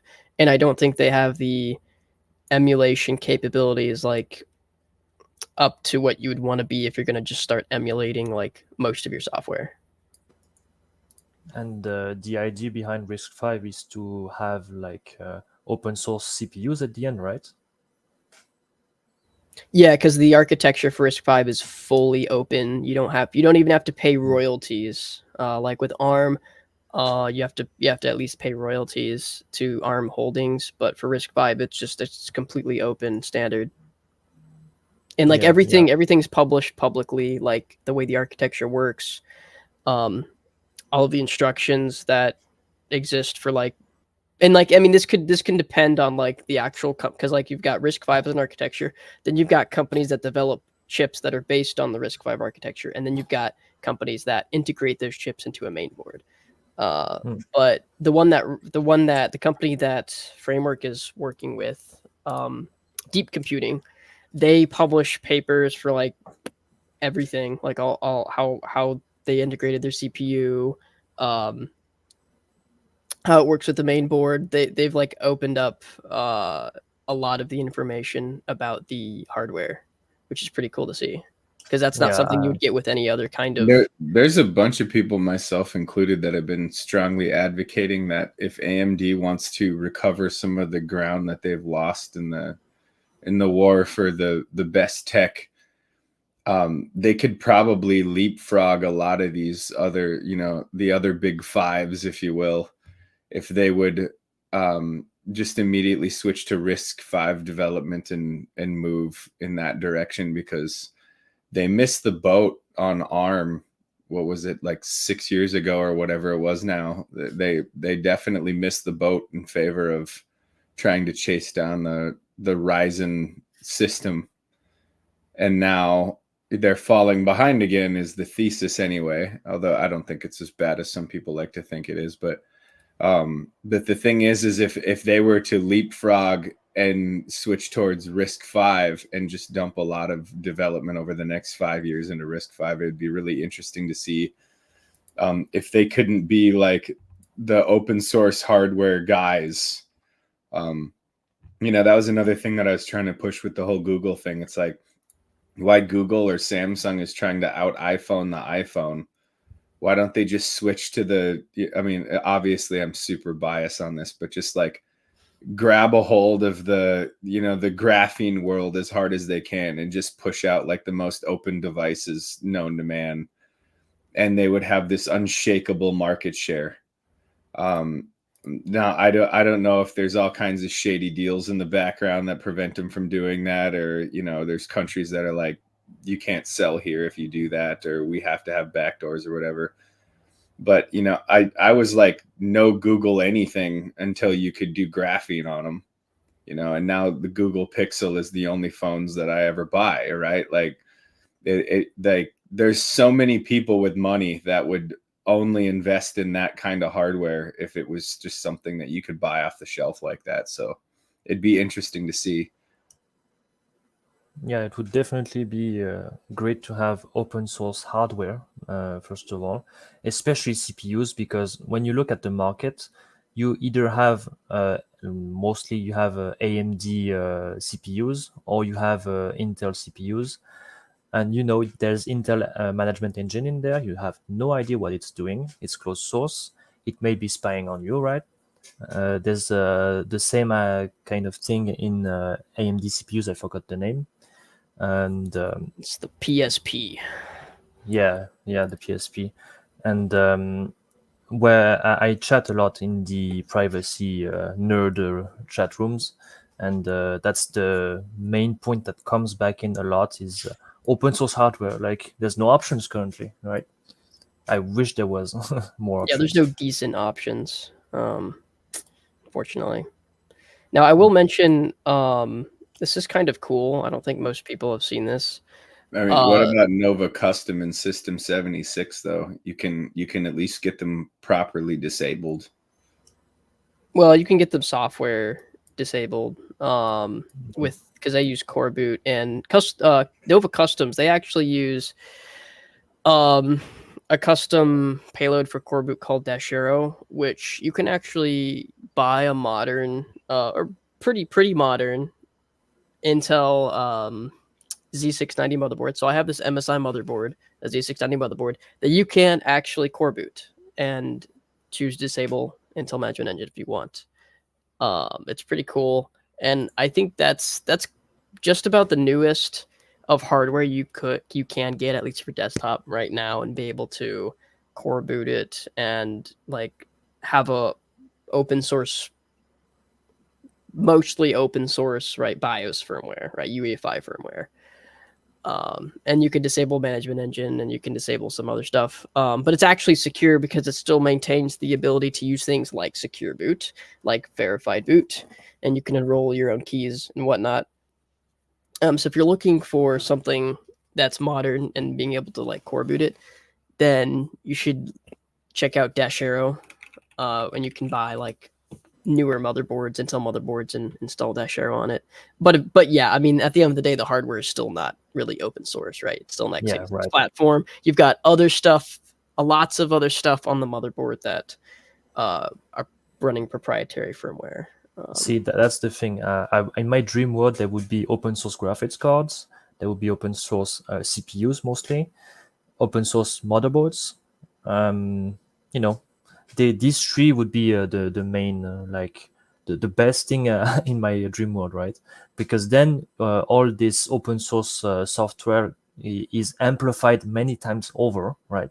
Because it starts from the hardware, goes to the software, and from there, like privacy is, you know everything that's in your system, right? Down to the lowest level, and you're not being spied on. Basically, you can inspect all of it. That would be the dream. There is a way that this could be attained in rather short order, but I think it's pretty unlikely that it's going to take place. But the thing is if hardware developers and software developers would just work independently and privately, unless if any major corporation or any major government agency wanted to hire them as a condition of their labor, it had to be open source firmware. Or another thing that is actually even more doable is if there was the political will at the lower level, which is like, for example, all government agencies, you have a program that unrolls over, like, let's say 4 years. So first off, like no government agency can use proprietary software or cloud-based computing unless it's all open source and fully transferable. So a really good example is like everybody that I know hates QuickBooks, right? So first you make just like the initiative for the right to repair, you have right to migrate. So any database that you have for financial information has to be fully migratable and has to be stored in an open source file type, right? And so you can export your financial data and move it anywhere you want at any time. So you start with a simple law like that. Doesn't take very much but then you move on to all government agencies have to use open source software, right? And it doesn't mean that you can't pay for somebody's service or somebody's like fork of it, but it has to be open source software. And then another year goes by, and all new government computers that are purchased have to be purchased on open source hardware. And so as the need for this hardware, the pressure just keeps mounting, right? Because government systems need to be updated, right? They're going to need better hardware. Well, as that market demand can be met, then those people, the first who can offer such computing systems, are the ones that get all of those contracts, right? And this can be done at the state level, by the way. I mean, even just the budget for IT in a place like Wyoming would be enough to send an open hardware designer into the stratosphere, right? I mean, you're already talking about like $1 billion or some crazy fucking number.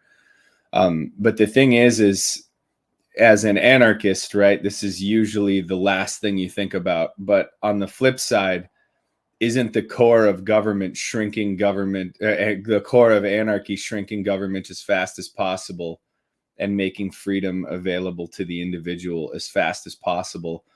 And you're changing a relationship from involuntary to voluntary, right? So, I mean, you could even do this as an executive order. Like, for example, as an executive order, like the only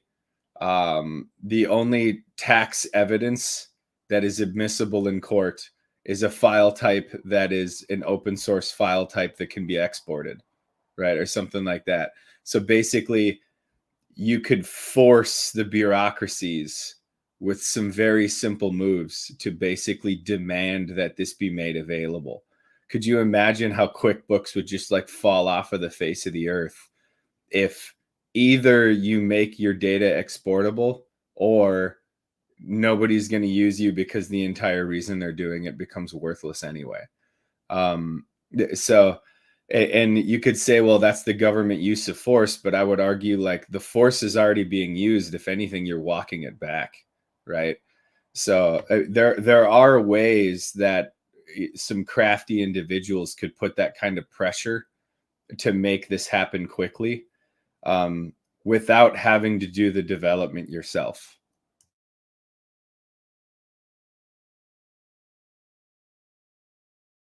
Yeah, that's interesting. And I think I've seen this a while ago where there's definitely some European governments that were like moving from using like Windows to like Linux as an operating system to try and like push the government into using things that are like more open source, more transparent. It's like, and then also, of course, for the reasons of like, okay, do we want our government using a proprietary operating system developed by a different country that's known for spying and doing surveillance and whatever? So the data sovereignty movement has been amazing and will be amazing for open source technologies. Look at France and PeerTube and all the things that France is doing, banning. I think they banned Google in schools.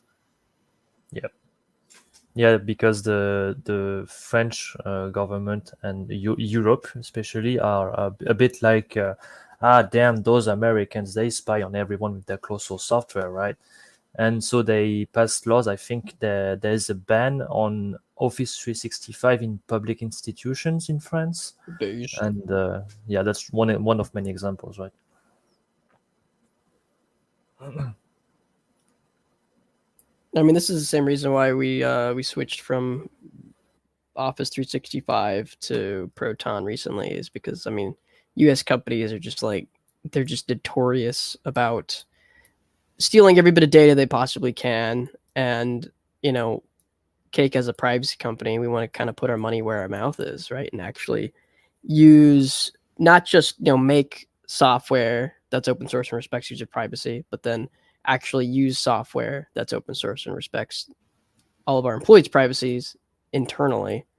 And we want to give our money to companies that are going to fulfill that mission, not ones that are completely the opposite. And, you know, Europe is so weird because on the one hand, they're like, data sovereignty this, open source that. We want control of our information because we're afraid of being spied on by the US government and US companies. And then they turn around and, oh, chat control.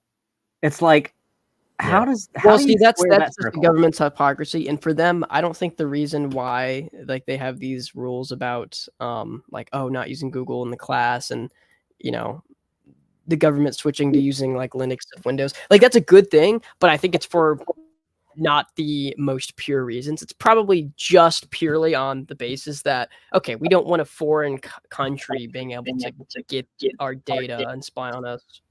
It's not so much that we want to protect the users or citizens. What it's about is rules for thee and not for me. You know, it's all relative. They're all about good protections when it comes to them protecting themselves, but when they're talking about their citizens or citizens outside their sphere of influence, they're not so enthusiastic, especially Yes, with exactly. censorship and free speech and the like. You got to remember the psychology of these things too. It's, you know, the government isn't one homogenous blob. It's psychopaths at the top of the stack, and then you go down the stack and you've got like people trying to be out for self, and then if you go all the way down, you have the true believers, right?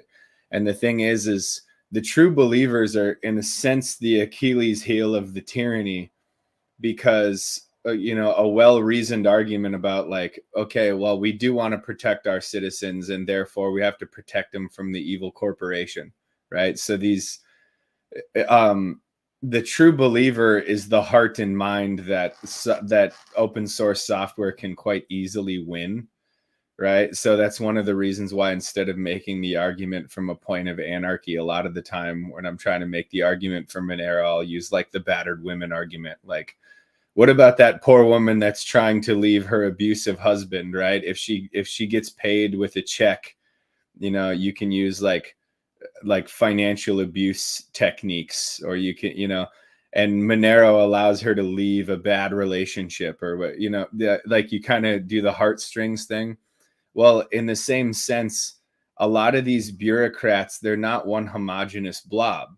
Okay, so for example, if the underlying argument for we got to protect the children or whatever, or you know, like the corporatocracy is holding our data hostage and stuff like that, well, then open source software is the only argument. So maybe at the top of the ladder, you know, they're more afraid of the individual having liberty, but at the bottom of the ladder, it's that very same argument isn't being sold to them, right? So when you end up in a place like Europe where they're trying to build like this open and free society, or at least in their own minds, it becomes much harder to convince people that you don't want to use these kinds of software. But then on the further along, it's not like, even at like, let's say the New World Order level, they're fighting at the top really, really hard for who gets to control the levers of power.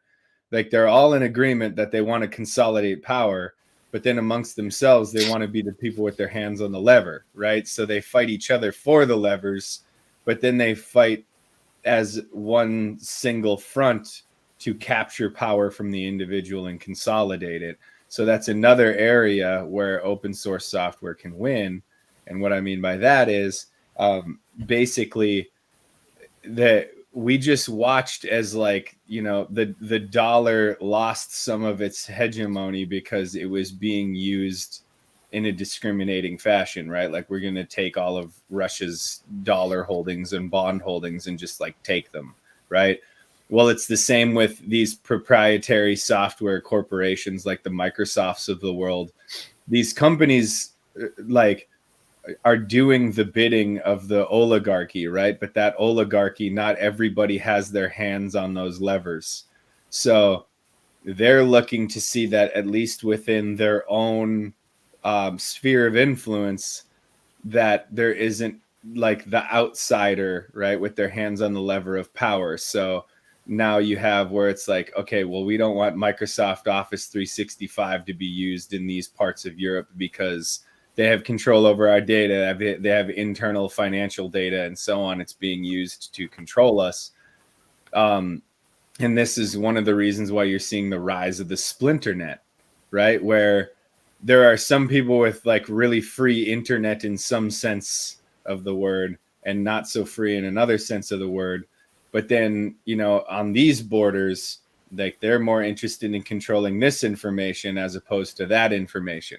Right. So you can find really intriguing information about the United States if you're on the internet in like China or Russia, but you can't find a whole lot of good information on China or Russia within those borders. But you can find a lot of it, you know, within the United States, or at least in theory. So when it comes to the consolidation of these methodologies, I don't think they're all vibing and on the same page like amongst themselves. So in order to consolidate like that, I don't see it happening rapidly anytime soon, because I think just wrapping their head around all of these technologies is enough work for them. But then on top of that, a lot of them are using it. How many times have you heard a guest say they won't shut down Monero because they need a way to launder their ill-gotten gains, right? Well, in the military, we used to use Signal all the time, right? Because it's like, at least we know it works. Or another thing is like, you know, some random auditor at the Defense Department doesn't want our clandestine operation to be audited because that guy may not know what we're up to or whatever. And then all of a sudden it's all going to make it into the public. And so like, even in the military, we were using Signal all the time. Or even in the military, they still send planefuls of cash to pay the local heroin dealers and shit like that. Like, you always see, at some level, they need to preserve their own life raft. Well, in terms of good software and hardware, you can have the most open source hardware and software, like, or for example, the best money in the world. And it's like that catch-22. If people don't take conscience of that, they won't take conscience if they won't rebel. They don't rebel if they don't take conscience. Like, I have a question about that hardware wallet stuff. Like, how I load my keys in of Monero, I use only Intel, like socket 1155 or 1156. And imagine I have my node running behind the router on my LAN, and I then load up such a machine, an Intel machine, without hard drives to run the wallet against the node behind the router, right? So it has no hard drives. It boots Ubuntu from a USB stick whose partition can be fingerprinted, and it's always the same. So how could I even be hacked there, you know? I load the keys, I make the wallet, and then I go to the node. So it's password protected already, and then I just shut the machine off. I'm behind the router. What could happen to me, right? So that's so negligible that I guess for me, using a hardware wallet is, well, I don't do like millions of thousands of euros in Monero of transactions, but even so. But, you know, think about the usability and the value of the coins themselves, right? So it's, you know, that's a lot of steps for a normie to take just to be able to buy a coffee. Yeah, okay. No, I mean, just I don't know what the threat model is for me. What could go wrong when I do that at home? That was just a question.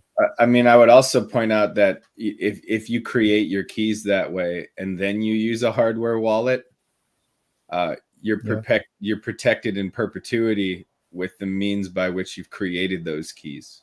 Does that make sense? So the hardware wallet would still theoretically carry a lot of value, because if you wanted to keep using that wallet, you know, you have an added layer of protection after the creation of the key. That is a really good idea for how to make it, though. And this new wallet that was presented in this show, unfortunately, I could only arrive now. Does it have new features like against the other ones, like Trezor or Ledger Nano S's or something? Well, they had the air gap QR scan is pretty interesting, as well as like a nice, okay, like the seed signer, right? Yeah. Yeah, cool. I was kind of poking around while the interview was happening, and I mean, honestly, it looks pretty promising. You know, I mean, we'll have to see as people are getting their hands on them and, you know, analyzing them and stuff. And like, you know, doing anything in the Monero community is like people running the gauntlet, right? It's so if there's any problems, we're about to find out real quick, right? Like, as soon as something gets involved in Monero, I mean, look at the nightmares Cake Wallet goes through on a daily basis. Like, they release any new project and it's just immediately like they get lambasted for every little detail, you know. You're muted.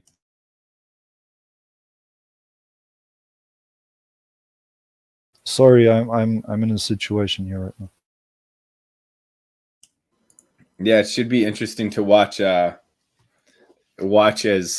people mess with these new hardware wallets, like what is uncovered. I mean, Yeah, people sorry. can say anything. No, but the secure element is good in this new hardware wallet. Sounds like they have a pretty good solution, or at least as far as what's available right now and how it can be implemented. It sounded pretty good to me, but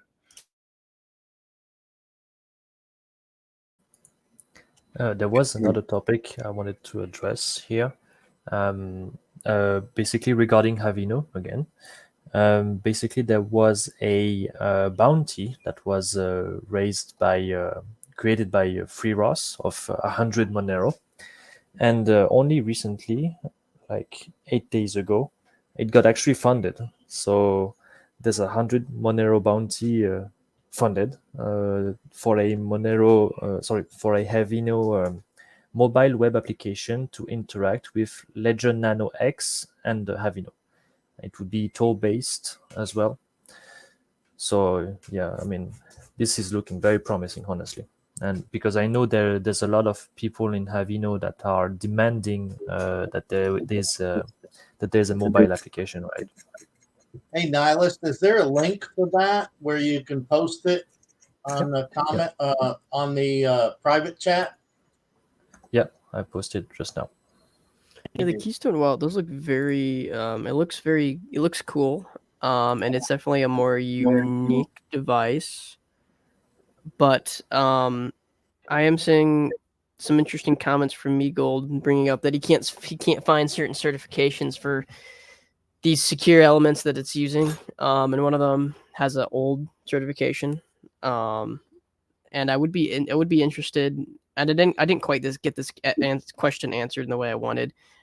What I wanted to see is like the hardware device itself, like get like an EAL certification, or have like an actual PCI certification, like an actual level.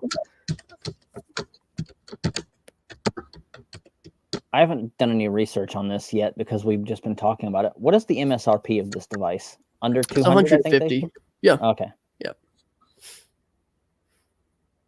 I mean, it's a very good price point, but if it can't meet basic like certification standards, then absolutely. And I don't know enough about these standards to tell you like why or why not it would be a major issue, but I just know that if it can't like meet something like EAL 5+, then it's not even something you want to consider for storing your crypto keys. This is a whole nother thing about just open source software in general is, like there are people who have tried to set forth like different standards for, like how hardware and how software should be built and so on in order to meet all of these different kinds of standards. But part of the problem is, technology evolves so fast and threat models evolve so fast that a lot of the times another really good example is like there really should be different standards for different threat models too, right? Like it's there's an idea floating around about like basically making a what is that called, like a nonprofit that helps build such standards but also put people in place who can audit things for these standards. And I would really love to see that where, it's up-to-date standards, and the ability to certify for such standards is being pushed. But who knows? The other day, I think somebody brought it up that open source processors are at 350 nanometers. Someone managed to do that. Like I heard that to make these processors, it's really difficult. Like on some other podcast, it was said that there is a company from Holland that sells one crucial part of how to do the laser inscription of the processor itself, and they are already at 4 nanometers, like They are shooting lasers through droplets of whatever in the air 50 times a second and all that jazz. So I haven't heard I'm about just that. curious to know, how small is the lithography in open source processors? I do know that Google and Sky have made it to like the low 100s as far as like stuff that you can buy right now, and you can have them made the way that you want them. It's like in the 130s or whatever. But that said, I mean, in theory, the technology already exists and would be fully transferable to pretty much any kind of architecture you wanted. I mean, there's no reason you couldn't go to something like a TSMC with your own architecture, buy some, some silicon and have them made now. Yeah, if you have the cash to do it, you can order it, I guess. And this is one of the downsides to, or at least in theory, who knows how true this is, because I don't get to look at all the books every day. But in theory, it started when, Japan gave these incredibly low interest rate loans to really large companies in order to start, making microchips, right? And then the United States followed suit, and then other countries have followed suit since then. But it's these huge government grants and, these huge loans being done by like quasi-government banking institutions to their buddies, and those people just happen to always have closed source mechanisms, right? But basically the people with direct access to the money printers and direct access to the interest rates being set are being given these huge financial competitive advantages. So it's hard to know if that problem will ever be solved, or if somebody will be able to find a way to do it with a less capital intensive mechanism.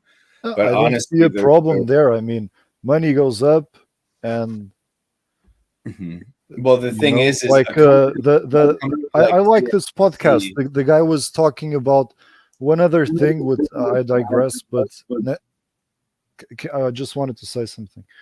Like Monero for tyrants, that's a good thing, but I don't want to go there now. Anyway. Hey, Prancing, if you're not talking, could you mute, please?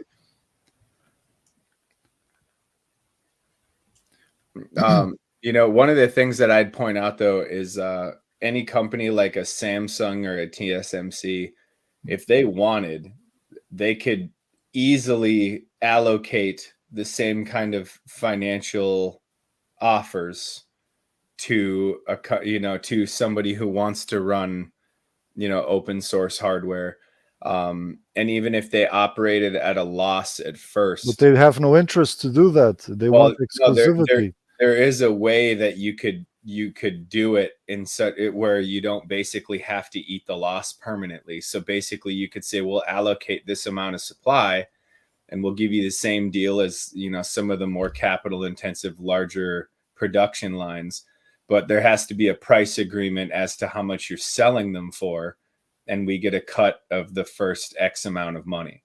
But that doesn't exist in the market, right?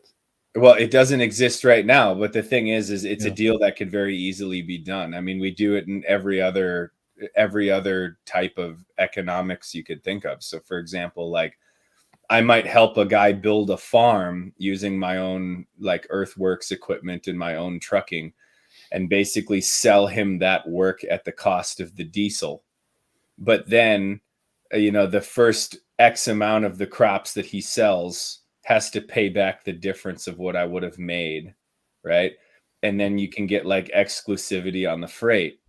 So in the end, you end up making more money, but you remove the capital barriers for that person to open up the farm. And then in exchange, you're guaranteed work for X amount of time. So that might allow me to hire more labor to accomplish more contracts. And in the end, we both come out ahead.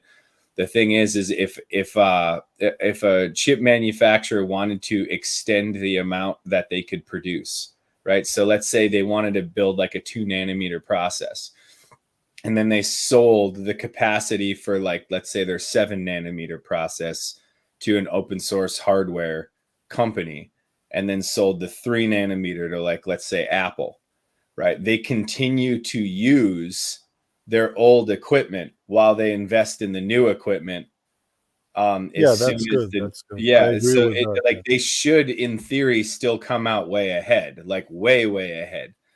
But I think on the flip side, when negotiating all of these contracts, because everything is all about quarterly earnings and quarterly reports and shareholder value and all of that stuff, you find your hands tied because of the consumer, right? Like I got to see my number grow up, bro. Like it's so it's possibly the greed mentality of the quarterly trade that would be the biggest hindrance to something like that. But you know what? Fuck them. Do it anyway. See what happens. So you were mentioning that Google is selling a DIY thing, like a I'll see 3D if I printer, can so pull it you up. can do it Been a while. yourself, 230 nanometers. Or did I understand that wrong?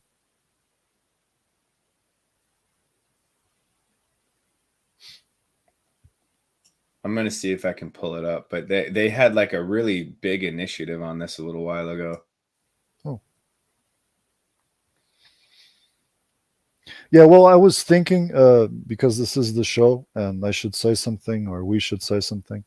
I was thinking about not the Monero for tyrants, but like I am running a node in Germany, right? So let's say in the future they come and say I cannot run a Monero node. So I should proactively write a letter and go to the cops now and tell them I am running a node because of this and that and the other, and like shock society, such that the impact, such that we're taking the future to the present.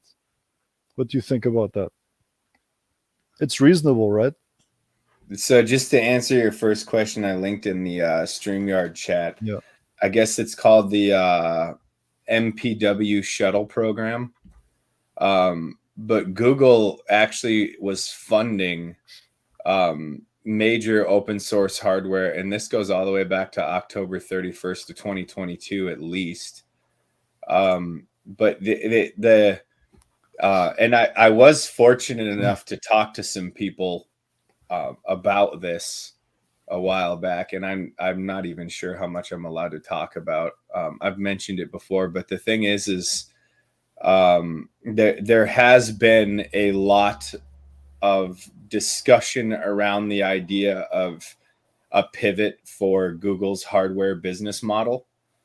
And the thing is it would absolutely leapfrog some of the major players in this industry. But I think with the AI bubble, it kind of, and like the open source hardware fell to the back burner. But I think that even the AI bubble is moving to freedom respecting, because the very people who are working on it are interested in seeing that happen. I mean, I'm so skeptic about that. You're talking about Google and open hardware, that they're facilitating that in a sense, right? Yeah, but keep in mind, like I'm telling you, man. For example, I will not use. No, it's not that I won't use. I mean, I'm not motivated to buy Google Pixel to put Graphene OS on it because it's a Google phone. Like you want to have a non-Google phone, so on principle you shouldn't use it. You know what I mean? I mean, I don't agree with that. I find it's really badass. I mean, but Well, here's the thing. Like, for example, for one, the corporate structure of a thing is worth analyzing. So let me give you an example. When a military goes to war with another military, right? The person to your left and the person to your right may have completely different political ideologies. But at this point, there are bullets coming downrange for both adversaries, right? And if you don't use the tools that you have at your disposal to fight the war, then you're going to lose the fucking war, bro. Like, that's what I'm saying. No one is rebelling because no one has the conscience. No one goes to Uyghur land, I don't know how the region in China is called, and goes like there to be shocked and to be rebelled and come back. No, they drive their Teslas with 120 kilometers an hour which can be like, I don't know, shut off from 20 kilometers distance and pass through electromagnetic Have you ever heard waves. of the law of small differences? No one cares, man. No one cares. Have you ever heard of the law of small differences? No, There's this I don't hilarious, know. there's this hilarious concept in philosophy, but so for example, nobody hates a vegetarian more than a vegan, right? Because vegans think of vegetarians as people who have compromised. Now, one that you're probably more familiar with is anarchists never get along with libertarians, and libertarians never get along with conservatives, and conservatives never get along with leftists and so on, right? When the thing is they fight amongst themselves over small differences as opposed to making waves at like the bigger difference level, right? And the thing is like some of the most adamant open source code developers then go to their 9-to-5 job as a closed source software developer, right? Or a guy who works on the UX of, some open source project for free, then goes and gets paid to work on the UX of, like Microsoft Windows, 14 or whatever version is, coming down the pike. And the thing is like, it's just like what I always say with government, right? Where like I always see people talking about government as though they're not a whole bunch of people who don't even get along amongst themselves, right? Or if you've worked at any company ever, the outside looks at it as though it's just a company, but inside of the company, it's like that fucking Janet bitch, and then like Janet's just like, oh, I can't stand Steve, and what, because it's like individuals within the company. But then to the outsider, it's just the company. And then to the outsider of the outsider, it's like, as for example, like the trucking industry or the software industry or whatever. These software developers, this and that and whatever, right? Like that, to think of Google as just like this one blob of company where everybody thinks the same as everybody else is just naive, right? And there are people within Google fighting to try to change the direction of the company one way or the other. I'm well aware of the fact that almost everything that Alphabet and Google ever started with was all DARPA funding. But that goes for the internet itself, right? Or like, naval intelligence and Russian intelligence are basically the two people who developed everything we know about the Tor network, right? But like, am I going to say, oh, I don't use the Tor network because some fucking spook invented it? It's like, of course not, right?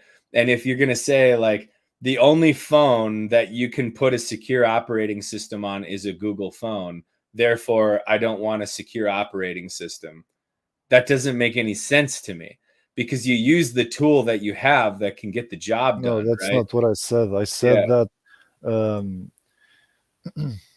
you shouldn't use a Google Pixel phone with Graphene OS because it is from the brand Google. Just because of that, out of principle, that's the only thing I said. I wouldn't buy it, but I have other means, like you said, to use Signal. Like it's just a personal choice. I'm not saying that the project is bad or you shouldn't use it. It's just my opinion about it. The thing is using Signal on a graphene phone is infinitely more secure than using it on a desktop. I mean, we just covered a story today about how all it takes is some decent malware to get your keys off of your computer, right? But there ain't no fucking way anybody's going to figure that out on graphene, or at least not anytime soon, right? Or, I generate all of my wallet keys on a graphene phone and I never use a computer, right? Because it's more secure. In fact, I like to flash graphene phones from graphene phones because it's more secure. And to me, like, I'm fighting a war right now. You know what I'm saying? So I'm going to use the best tool at my disposal. It might be easier to work on a musket, but I'm still going to use an AR-10, right? Like, because that's how you kill the enemy, right? And if it's all about defeating the enemy, you use the best tool for the job. And right now, a Google Pixel is the best tool for the job. I would like to see this go way further. And the thing is like, I've backed the Purism projects. I've backed, the Pine phones and all of that. It's not like I'm not looking for a better tool, but the fact is it's the best tool. And the other thing is, I would way rather see, so in the Art of War, it talks about, you want to take the enemy whole and intact. right? The less you disrupt the existing system or the existing institution, the more valuable your conquering of that institution is going to become. One of the reasons why leftism has taken roots so fast and so effectively is they took the institutions, right? They took the colleges, they took the government, they took them whole and intact. You see what I'm saying? So they had more ground gained in one battle, right? And it's the same thing with something like Google. If you get the institution that is Google, this massive corporation, to pivot their business model to open source hardware, you've gained an infinite amount more ground than trying to develop it from the ground up. And it's the same with, like, every time I see Windows cave a little bit and offer more, interoperability with Linux, that's a good thing, right? Because there are people, or another good example is, like, wouldn't it be amazing if, DirectX just became open source because the Steam Deck is just it has captured too much market share, right? So either Windows bends the knee and makes it open source, or they lose that area in which they have a lot of competitive advantage. And I would say the same thing with Apple. The fact that they are now paying royalties to ARM is a win. You see what I'm saying? Like, even if Apple is still this walled garden nightmare, the fact is they are now paying royalties to something that is more open, right? There is now more choice. There is now more competition. There are now more weak links in the chain. So principle does not win wars. Bloodshed and victory wins wars, right? Like, and so we need to think of this in terms of raping and pillaging the enemy village, not, are we going to do it in the most ethical way possible? I agree. Hey, Cypher Bliss, what's going on? Hey, a long time no see or hear. What's new? There's a few things. Haven't been here in a few months, but I'm always listening. Short comment on the current topic. Slave Blocker, do you use a Android phone or No, I Apple just phone? wanted to say hello, Cypher Bliss again.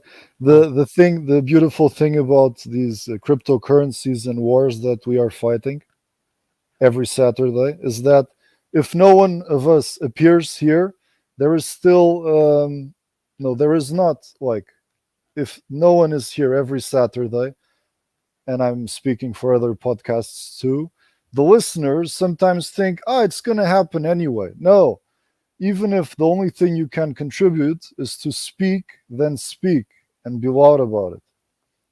So, Cypher Bliss, you're missing out on Saturdays, I guess. Yeah. But my question to you, like, you're talking about Graphene OS. I use a Graphene OS phone myself. I'm thinking that's an improvement over having regular Android or iOS. You're saying that, we shouldn't support the Google phones anyways. But then if you're using Signal, you're on what device? No, that's not what I'm saying, man. I say that I wouldn't use it. Like, imagine. It should be a bettering for me to buy it, right? To put $300 in a graphene phone. Okay. I could do that, but I'm not motivated to do that. So, I mean, I have other means to keep private. I have, like, other means, but that's just much. Like, I think it's a little counterproductive that it's a Google phone, and you want to go against Google. Well, like I've talked about this many times in all the Graphene OS talks I do. Yes, it's very ironic that to de-Google, we're buying a Google manufactured phone. But I mean, that's just the reality of the game, is that the Google Pixel is the most open and secure, right? Two things together, open and secure Android device that you can purchase today. And there are other Android devices that might be open in other ways, But the reality is that the Google Pixel is very, like in terms of the hardware and the ability to interact with the secure element and the ability to utilize the secure features of the device, it's the most open by far. And also the fact that you are able to unlock the bootloader and load your own custom verified boot keys. And that's mainly the reason why Google Pixel is being chosen. And the reason why the Pixel's so open is because Google kind of develops it as a reference device for other developers to use and to. I mean, there are thousand means to do this type of stuff. I mean, you can flash on other phone like Lineage or something, like doesn't compare. Doesn't compare. Because Lineage uses Google software in it, I think. Well, see, like all of these are based. So, like, okay, so if we're going to go in the hardware argument, we can also go in the software argument that Android's primarily developed by Google. Yeah, Android's as the base operating system, AOSP stands for Android Open Source Project. It's open source, but it is primarily developed by Google. So we're still kind of using Google software in a way. If we're using something like Lineage or GrapheneOS, we're avoiding the proprietary components that Google pushes on their own version of Android, their custom version. That's stock Android, is what we think of as stock Android, that has all the software that takes your data and spies on you and whatnot. But if we're using any other Android device, well, it's still Android.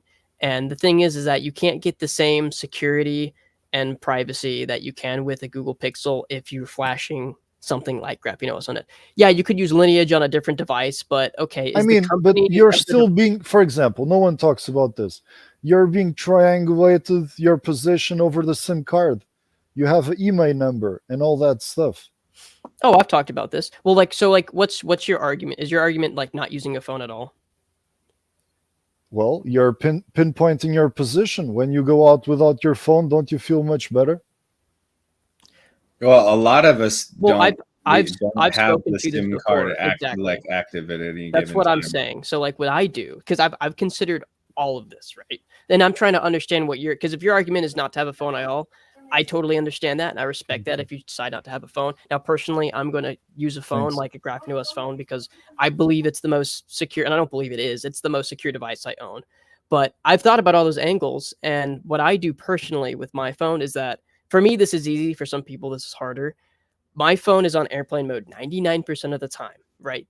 Even if I'm going out, it's still on airplane mode most of the time. I don't need it to be connected to data all the time. For those rare occasions that I do need data when I'm out, which does happen, I have a Silent Link eSIM that I paid for with Monero that's on my phone, and I just take it off of airplane mode and use it briefly, and that's it. So you can use a phone in a way that's secure and private. It's hard. You have to consider all the angles, but it is possible. And even with something like using cellular, which is very hard to use privately, you still can if you're just careful with it and you think about how you're using it. Yeah, phones are definitely by default, they are a black hole for privacy in general, and anonymity is just out of the question, right? I've been very vocal about it on my blog, especially because there's many components there. Like you mentioned, first have the open source OS. That's already a task in itself to actually get Graphene or to get, Lineage or something else. And SafeBlocker was saying, why buy a Google phone, right? Well, that's the best option, like we've been all saying, until there is the open source hardware option out there, which is just not there yet, right? So we do with what we have. That's the reality.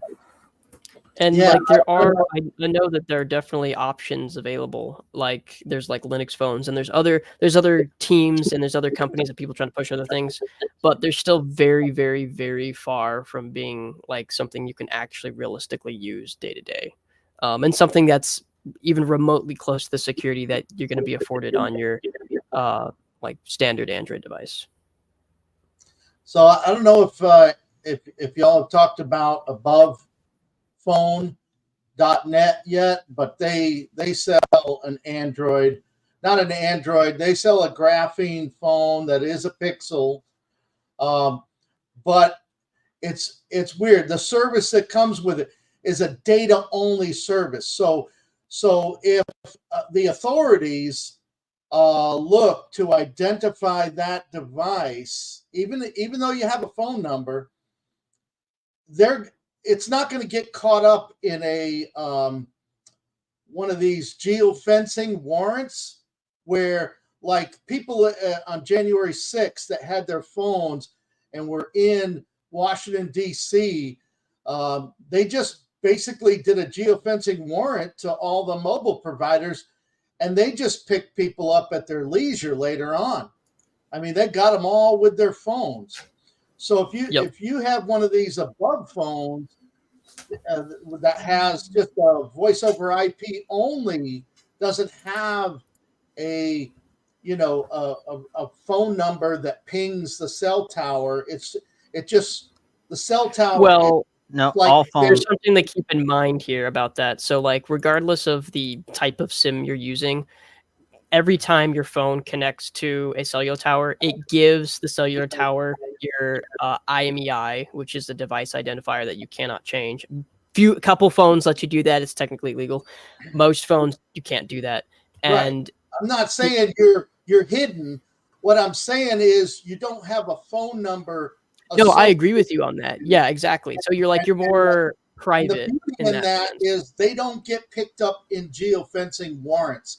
They look like an Internet of Things device. They look like some data device that's like a refrigerator or something that just it just looks like a data only device, and so it's not going to get picked up in these geofencing warrants.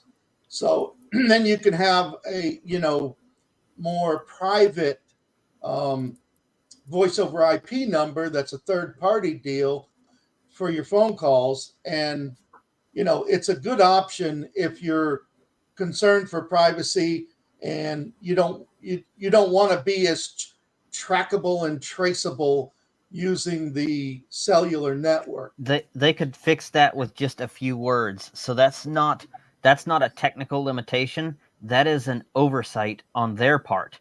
All they would have to do is issue a warrant that every device, no matter what kind of device it is within an area, gets looked at least, and then that would be gone. So that's here's not a couple ways to protect yourself in that scenario.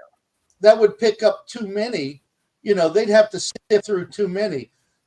They benefit. Well, like, just think about it in general. So, like, doing a data only eSIM, that's good, but then there's a couple other concerns where, okay, let's say if you're the kind of person who leaves your phone like connected cellular all the time. Well, if it's always sitting at your house connected, it's going to be pretty easy to kind of use cell tower triangulation to kind of get a general area of where this device kind of lives. So if you're in airplane mode most of the time, use it only out, that's a good first start. But then number two is they can still log all of the actual like connections you're making on data.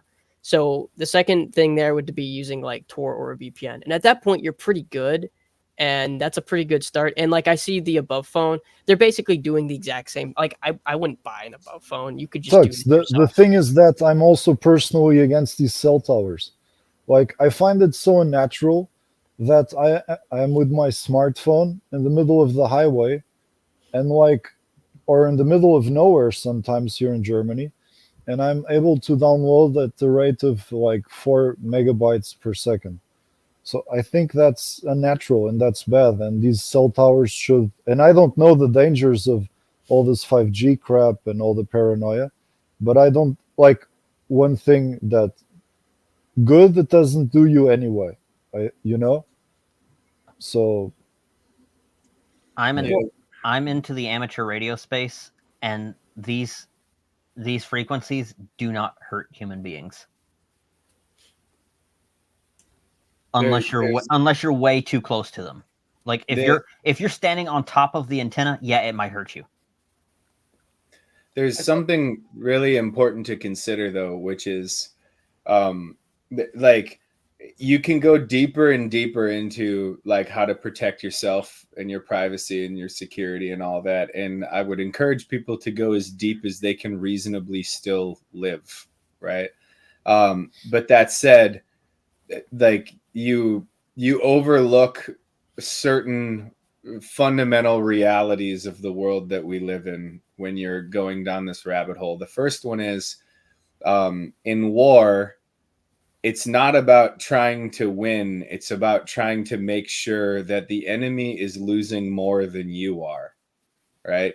And the thing is if you can't just geofence the data to figure out, but now you have to hire a bunch of IT professionals in order to reverse engineer who is who and who is the most likely culprit for this, and now you have to round up even more evidence to verify for yourself that that is in fact my point. the individual. Yeah. But then the other thing that you have to remember is the show that we are talking on right now, Monerotopia and Monero Talk, the underlying principle is to try to get Monero to become private digital cash.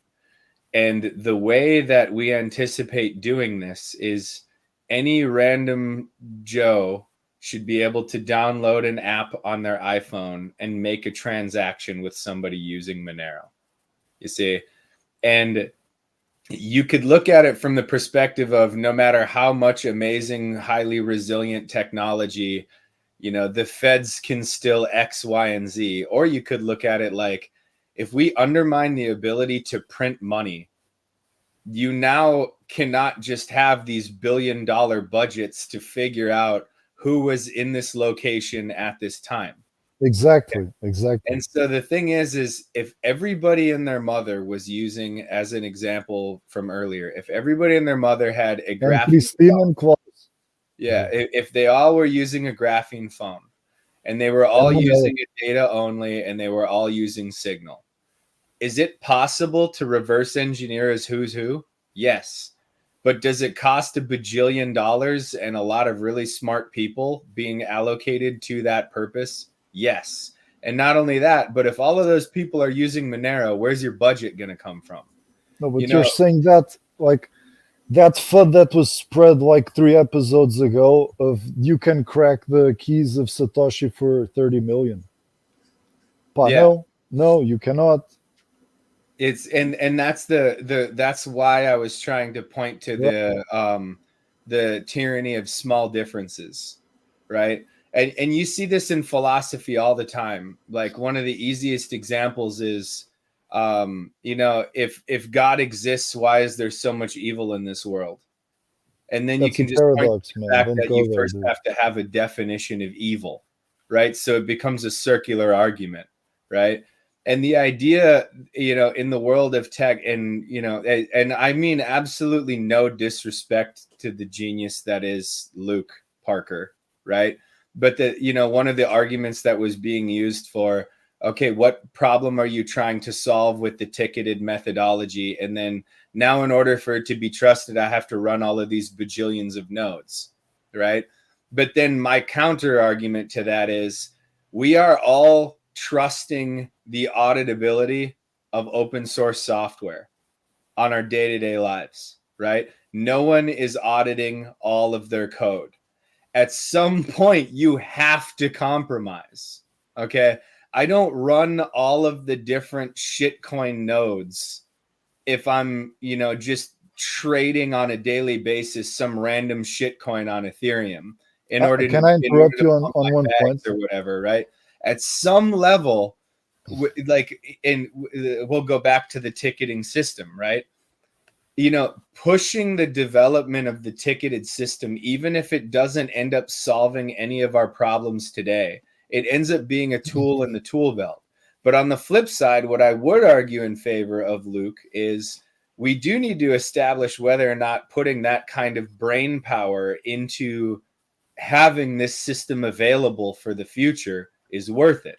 But in the end, you know, the race to the bottom that is, okay, well, why would you develop this software if you're going to run it on an Intel management engine processor somewhere? Or I still have to trust this web hosting provider with my website or whatever. It's like you do what you can to win the battle. Right? You can't just constantly look at how someone will eventually figure it out under these circumstances or that. You know, we can all point to the Tor network and see its flaws. We can all point to, Monero and see its flaws, but the reality is they're the best systems available and they're getting the job done. And you just keep using them and iterating on them until they get better. And I would say the same thing about open source hardware, which is if the best system we have is the system that we have, you use that system.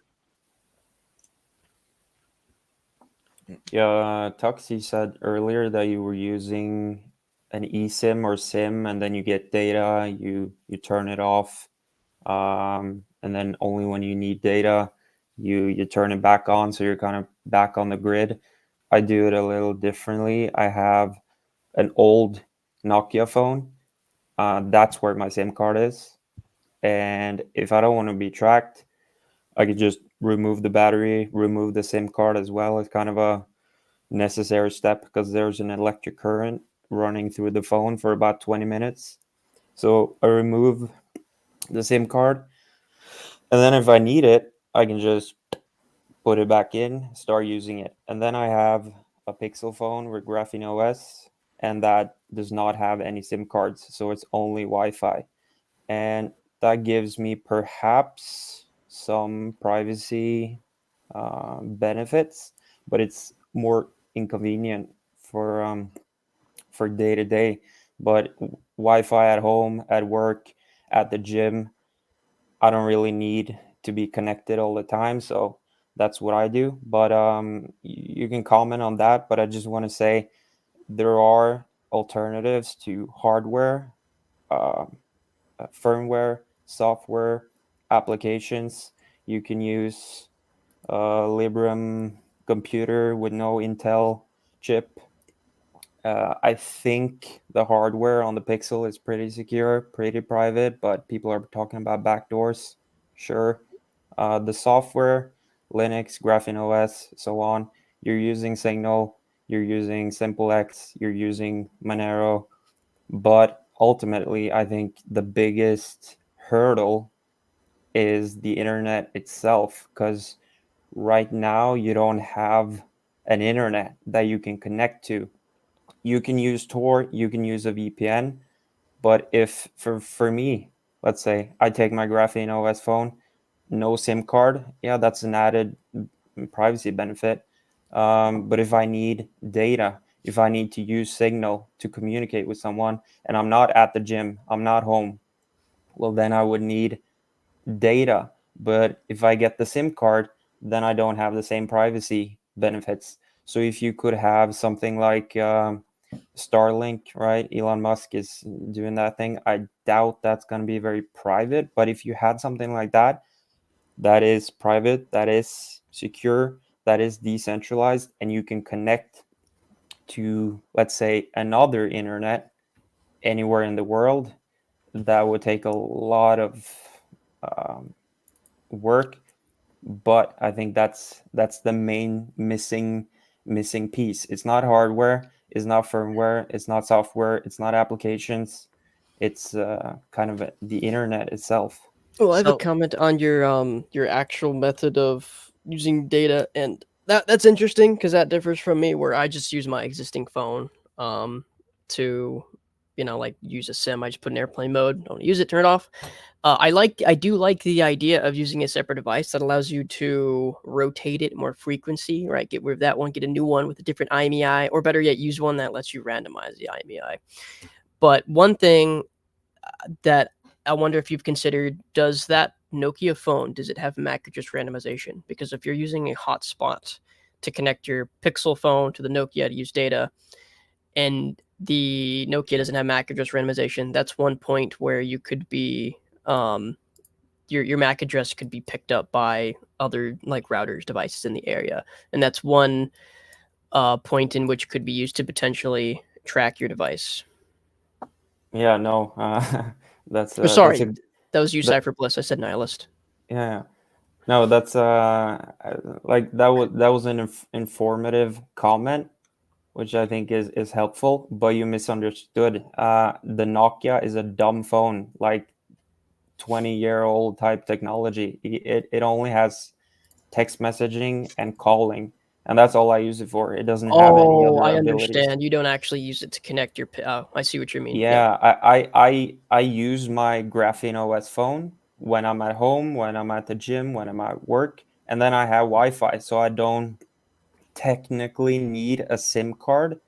There are people who don't use Signal or SimpleX and stuff like that. So how will they reach me? Well, I have a dumb Nokia phone, no internet, no location, no Bluetooth, no NFC. It's just 90s technology.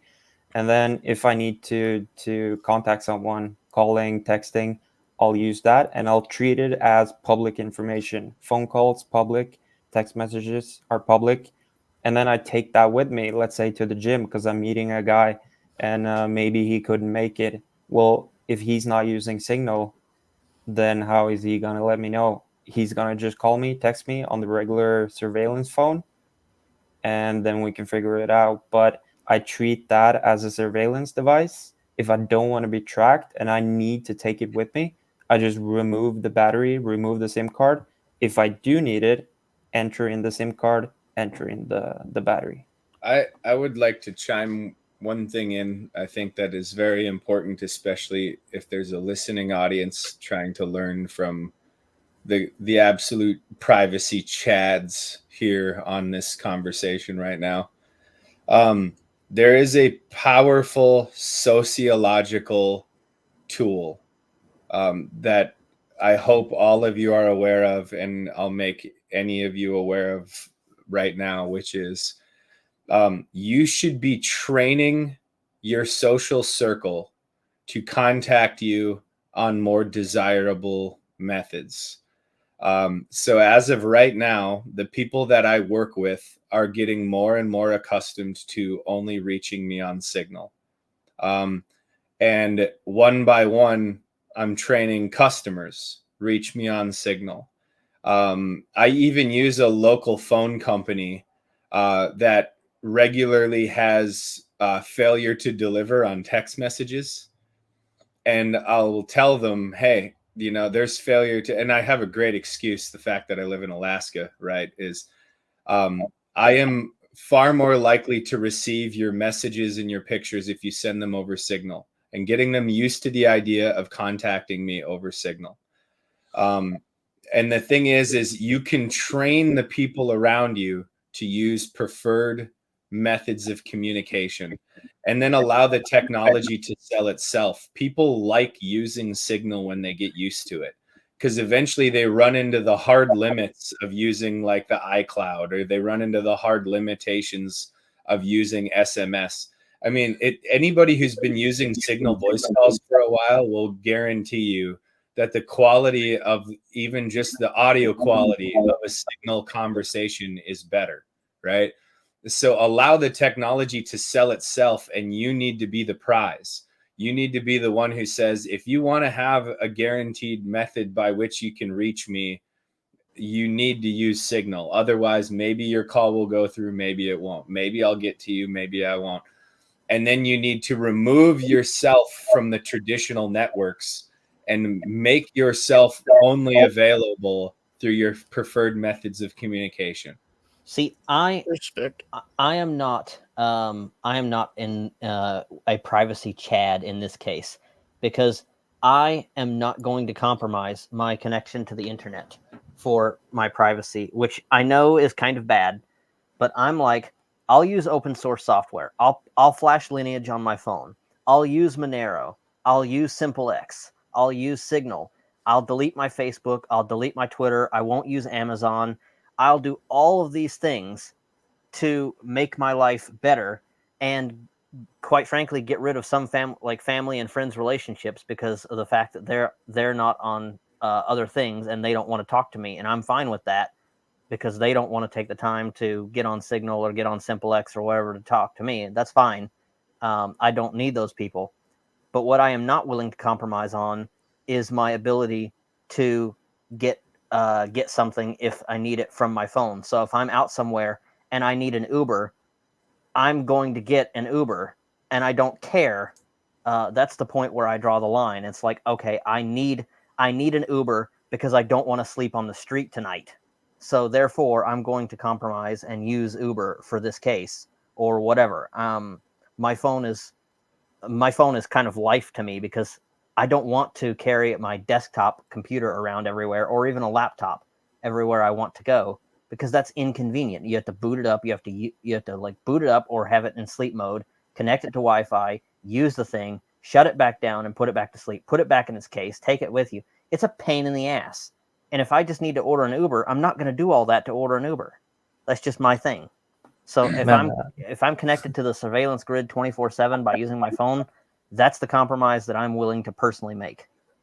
Man, I have a million comments on that, honestly. I would need 30 minutes to respond to everything that was shown. But honestly, like, it all comes down to this. You don't just go and force technology down people's throats, like Alaskon was saying.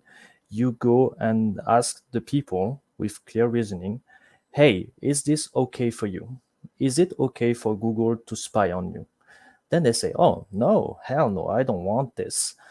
Then you say, hey, there's a technology to avoid this. It's called open source technology. And when they have the reasoning, they understand why they should put their hands into some tech. Once they understand the reason, then you can start talking, okay, there's what you can do, XYZ. That's what I'm trying to show on my blog, basically, is before I talk about Monero, before I talk about Linux, I say, hey, here's why you should do it, right? Because you might not like being spied on. You might not like having your identity being, wide open for corporations and governments to look at, right, and identify you. It's different levels of OPSEC. The first level of OPSEC that I identified is the well-known privacy. I don't want to be spied on. And this comes at the requirement of using open source technology and open source hardware if it would be available, but it's not currently. The next level of OPSEC, which is a much stricter practice, would be anonymity. And phones are not able to provide that for you, let's be clear. But when you talk about different internet uses, like let's say you want an Uber, we're talking public use. So you will anyway identify yourself there. Don't try to use it anonymously, is what I'm saying. And when you want to use the internet privately, you try to use a pseudonym. Let's say you have a certain practice by which you go at not revealing who you are directly. When you try to use the internet anonymously, you have to implement, a few more technologies to protect your anonymity. And, different needs comes with different requirements. And if you do not implement the technology for that, you cannot respond to that need, right? So, yeah, that's one thing to keep in mind. That's what I'm saying. Yeah, I will say, like, a lot of people genuinely don't care. They either don't care or they're defeatist about it. Like, the general consensus between a lot of like younger people is that, oh, you had a phone, it's kind of, you're being spied on anyway. It's like, doesn't matter. And it's hard to, like, sometimes you can kind of get through that, but it can be hard to do. And so for me, I do go the hard route, and I've stopped really caring about like trying to like appease to people. And if somebody wants to contact me, then I simply make them use Signal. And if I really want to contact them, I'm not going to force them to download Signal. I will contact in their preferred way. But if somebody wants to contact me, they have to use my preferred way to do that, which might be Signal. So that's just how I see it. And I want to make one of the ways clear, of showing off open source software is, I think, the uBlock origin. People are just into it because it like takes away the advertisement on YouTube, and that spreads fast. Lots of conversion there. That's cool. See, that's one thing. You do not force someone to use something if you do not explain why. Here it's simple. Hey, you don't like ads on YouTube? Use uBlock origin. Easy, right? It's all you always have to say why you should use it, right? You want to transact privately, you have Monero. You want to block ads, use uBlock, but always state the reason before talking about technology. That's something people always forget. And that's the thing with me, for example, is the people who are closest to me that I contact frequently know that the only way to contact me is through Signal. Like, I'm not going to answer if you try to contact me a different way. So if you want me to respond to your message, then you have to use this. If you want me to just see your message, you can do it any way you want that I have, and I'll see it. I just might not even a normal call. Nope. The only time I'll use my phone is if I get a call from a doctor's office, or if I'm calling 911 or an Uber. Otherwise, it's all Signal. I won't talk to anybody without Signal. This loops a lot back to my tutorial on how to segment your internet usage. I identified 4 main uses of internet, basically. One is public, where you identify yourself, I don't know, for your banking application, let's say. Second is private internet usage, where you try to use, let's say you are a slave blocker. Yeah, you don't show your real name, right? You use a pseudonym, right? So you don't try to show who you are directly, but you may be KYC'd here and there. Third would be anonymous use, where you actively try to hide your identity and at all costs. And the last use would be secret use or sensitive, where you try to keep it, secret from everyone. Like it's only you knows it and no one else, right? So with different internet uses comes different requirements, and with different requirements comes different technologies. That's always the way you have to go about operational security. And yeah, the best way would be to have anonymity everywhere, but it's not possible. You need to segment, anonymities and identities online. Like right now, Nihilist is my private identity. I don't reveal my name, my real name, but I don't try to be anonymous either, right? There's a big difference. I have another identity where I am anonymous. I'm not revealing it to anyone. But, you have to keep these, you need to practice keeping these identities and uses separate. And I think that's the biggest OPSEC practice that people should be aware of. I think someone sort of called me a privacy chat. I just want to make it clear that, first, if you use Uber or something, like, we shouldn't gatekeep. We shouldn't shame people for not doing things, quote unquote, optimally. You're never going to do things perfectly or optimally. And if you have a life unlike me, then you gotta do some things that are more convenient and less private. I think it's very important, just like we do with Monero, not create that toxic gatekeeping stuff that Seth had the talk about. Same thing goes for privacy and security. It's great. Privacy and security is great, and we feel passionate about it. So we want to help others have more privacy and security. But through that comes oftentimes some annoyance. You're irritated. You're like, oh, why don't these people get it? I'm trying to help them. But that's not helpful. That's like Alaska Anon said earlier about the vegan hating the vegetarian. But if people are doing something to improve their privacy and security, that is a win. So we shouldn't say it's not good enough. What is good enough for you, what is good enough for me is different. And you got these people on social media, they're making a lot of money. Well, how are they going to do that without social media? That's their job. They're putting their faces on YouTube and Instagram and showing everything pretty much, and that's okay. That's what they do. I don't want to do that, but I'm also not in that space.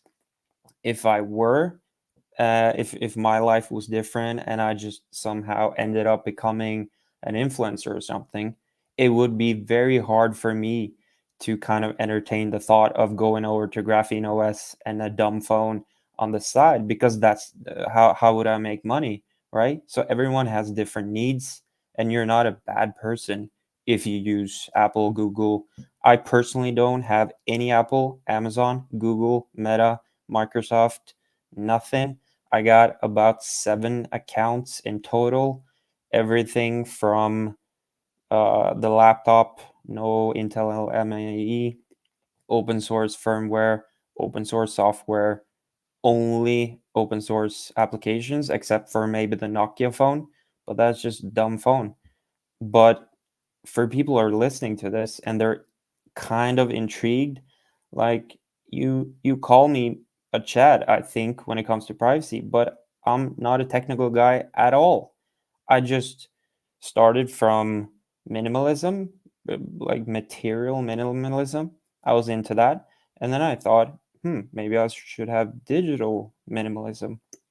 And then I understood that digital minimalism and privacy were kind of synonymous. Then I got into privacy. Then I discovered Monero because it's a tool for privacy. I didn't discover, Bitcoin and go to the moon. I discovered Monero through the privacy path. And for those who are listening, what I did is I started with minimalism. I think that's the most powerful tool you can start with. Don't go, I'm gonna make all my stuff free and open source while you're using Facebook. Maybe start by deleting Facebook. Maybe start by having fewer accounts, less software, less applications. And then over time, as you boil it down to the things that are important to you, then you could look for alternatives. So if you're using WhatsApp and maybe you have 10 other accounts, you don't have 60 anymore like I used to do. Well, now I have maybe I had 20 accounts and I was using WhatsApp. And then I thought, okay, can I change out WhatsApp? You don't have to go all Chad, whatever, from the get-go. Just start with minimalism, delete some things you don't need if that's Facebook or an app you're not using, and then slowly you can start to improve on some other things. And I learned this mostly from Techlore, who is on YouTube. I shared the link in the private chat. So he has a course called Go Incognito, 56 videos, 4.5 hours total. If you just go through that, maybe not for Tux and everyone here, but for people listening who aren't super into this, if you go through that list, one video, apply. One video, change a password. One video, delete an app. Like small things. And then as you progress, you get to kind of your sweet spot, what is appropriate for you. And that can be using Uber and using other things, but just cater to your own needs. All right. Well, I'm going to interject there. Stream is getting a little long. So I'm going to allow anyone to have some final words or final thoughts if you have any more comments on anything that's been discussed so far. Use Monero. Watchman Privacy Podcast is another excellent one.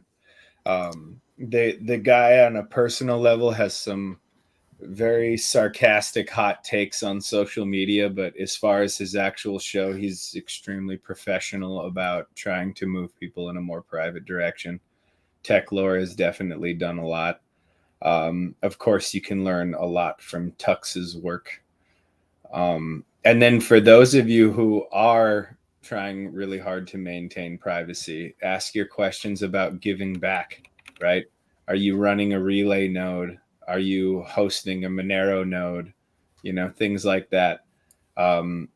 Try to make sure that you're adding to the resources of the community that you depend on so much, right? It's easy to just keep going deeper and deeper down the rabbit hole, but are you building the ladder on your way up to privacy heaven, right? Are you creating a path by which the next guy can reap the benefits of the trail that you have blazed?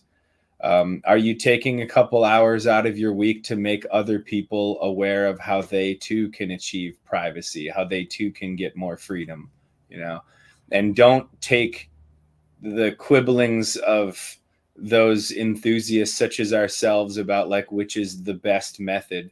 The best method for you is to do something, right? The best method for you is to up your game. Don't find yourself the guy whose bank account information was hacked because you did not take a few simple steps to protect your own privacy. Are you the person with a big target on their back, or are you the person who can't be found, right? So I hope that helps. Purchase your Monero Nodo and your tickets to Monerotopia if you haven't yet. And that's right. Don't forget to donate to Tux.Pizza for all of the hard work that he has done. He accepts Monero. Unfortunately, he just lost all of his Monero in a boating accident, so he could really use it right now. I think that covers that part. Don't buy Monero. Don't buy Monero. Yeah. The one with the I could pick the one with the worst security framework, and I would have learned something that I didn't know before. So yeah, I agree with that Alaskan on anything to improve what you're currently at is just that. It's an improvement, and we continually improve. So that's the goal. We all start Tux. somewhere, you know. Tux, speaking of Tux.Pizza, I just pulled it up just out of curiosity because I haven't actually looked at your site. And at least in my device, it went into dark mode by default. Mm-hmm. And that red text at the very top especially is really, really hard to read and low contrast for somebody who needs accessibility. Oh, really? Is it just because of how red it is? Yeah, it's red on like AMOLED black, like that dark red on AMOLED black, and it's really hard to see. Ah, that's good to know. Yeah, maybe not such a deep black would probably be the way to go. And not only that, but you could check with Chloe because she's even more blind than shortwave, which is an amazing thing to even be able to say. But maybe see what she says about how difficult it is to see. All right, I'll keep that in mind. It's probably due for an update anyway.